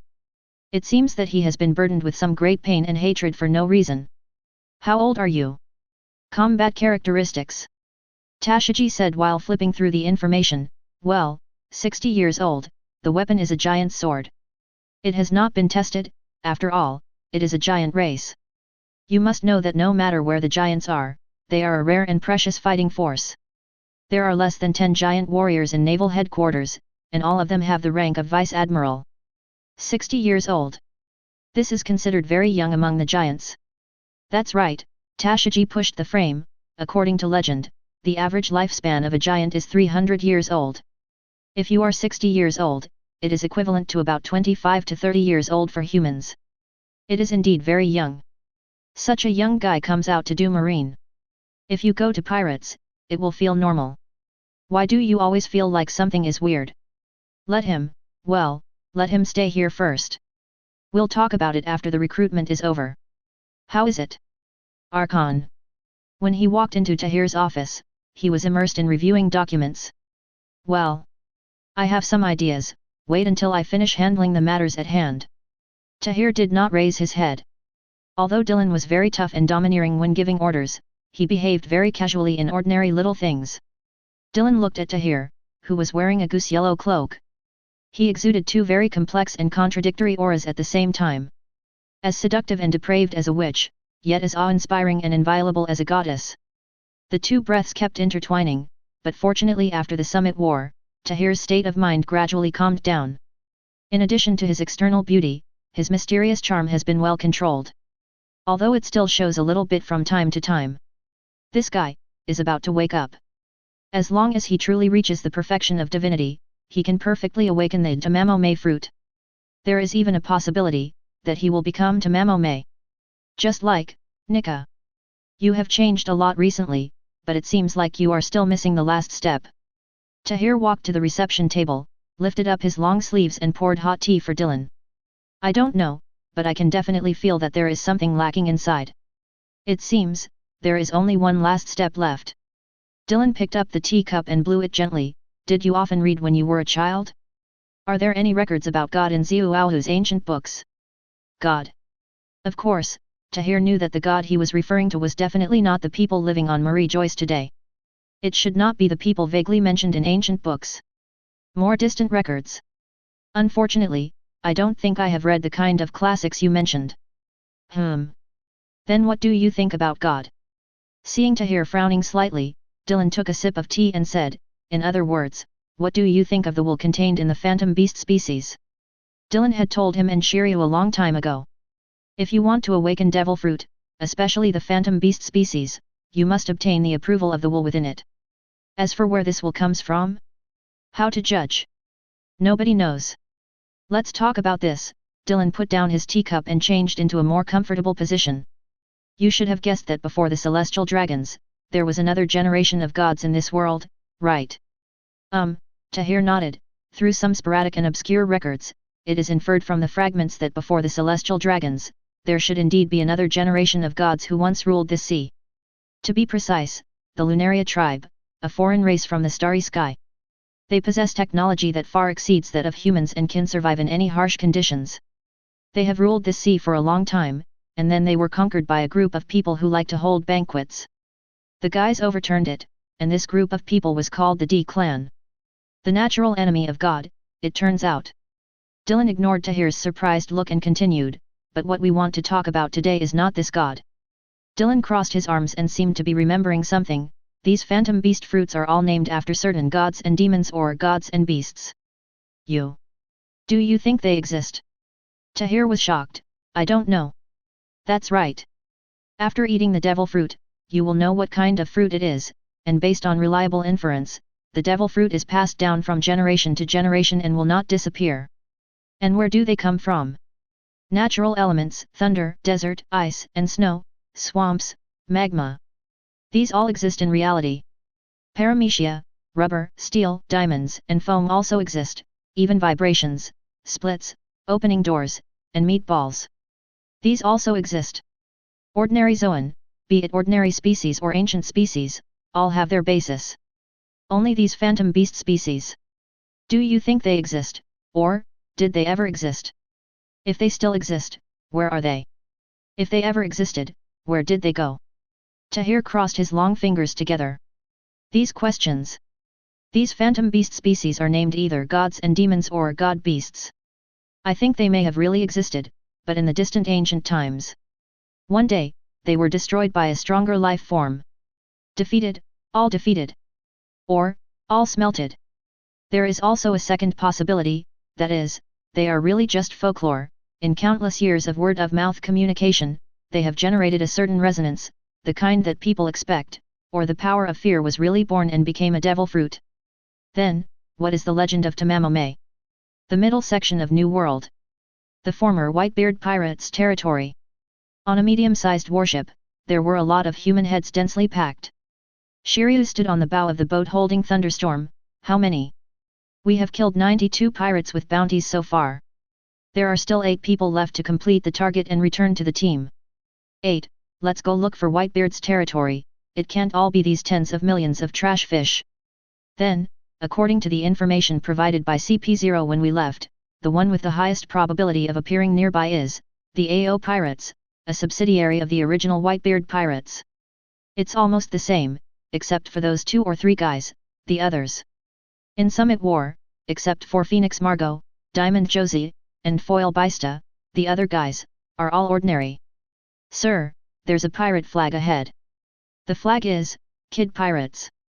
If you're enjoying the story so far and want to hear the next parts, don't forget to like the video. It really helps the channel grow.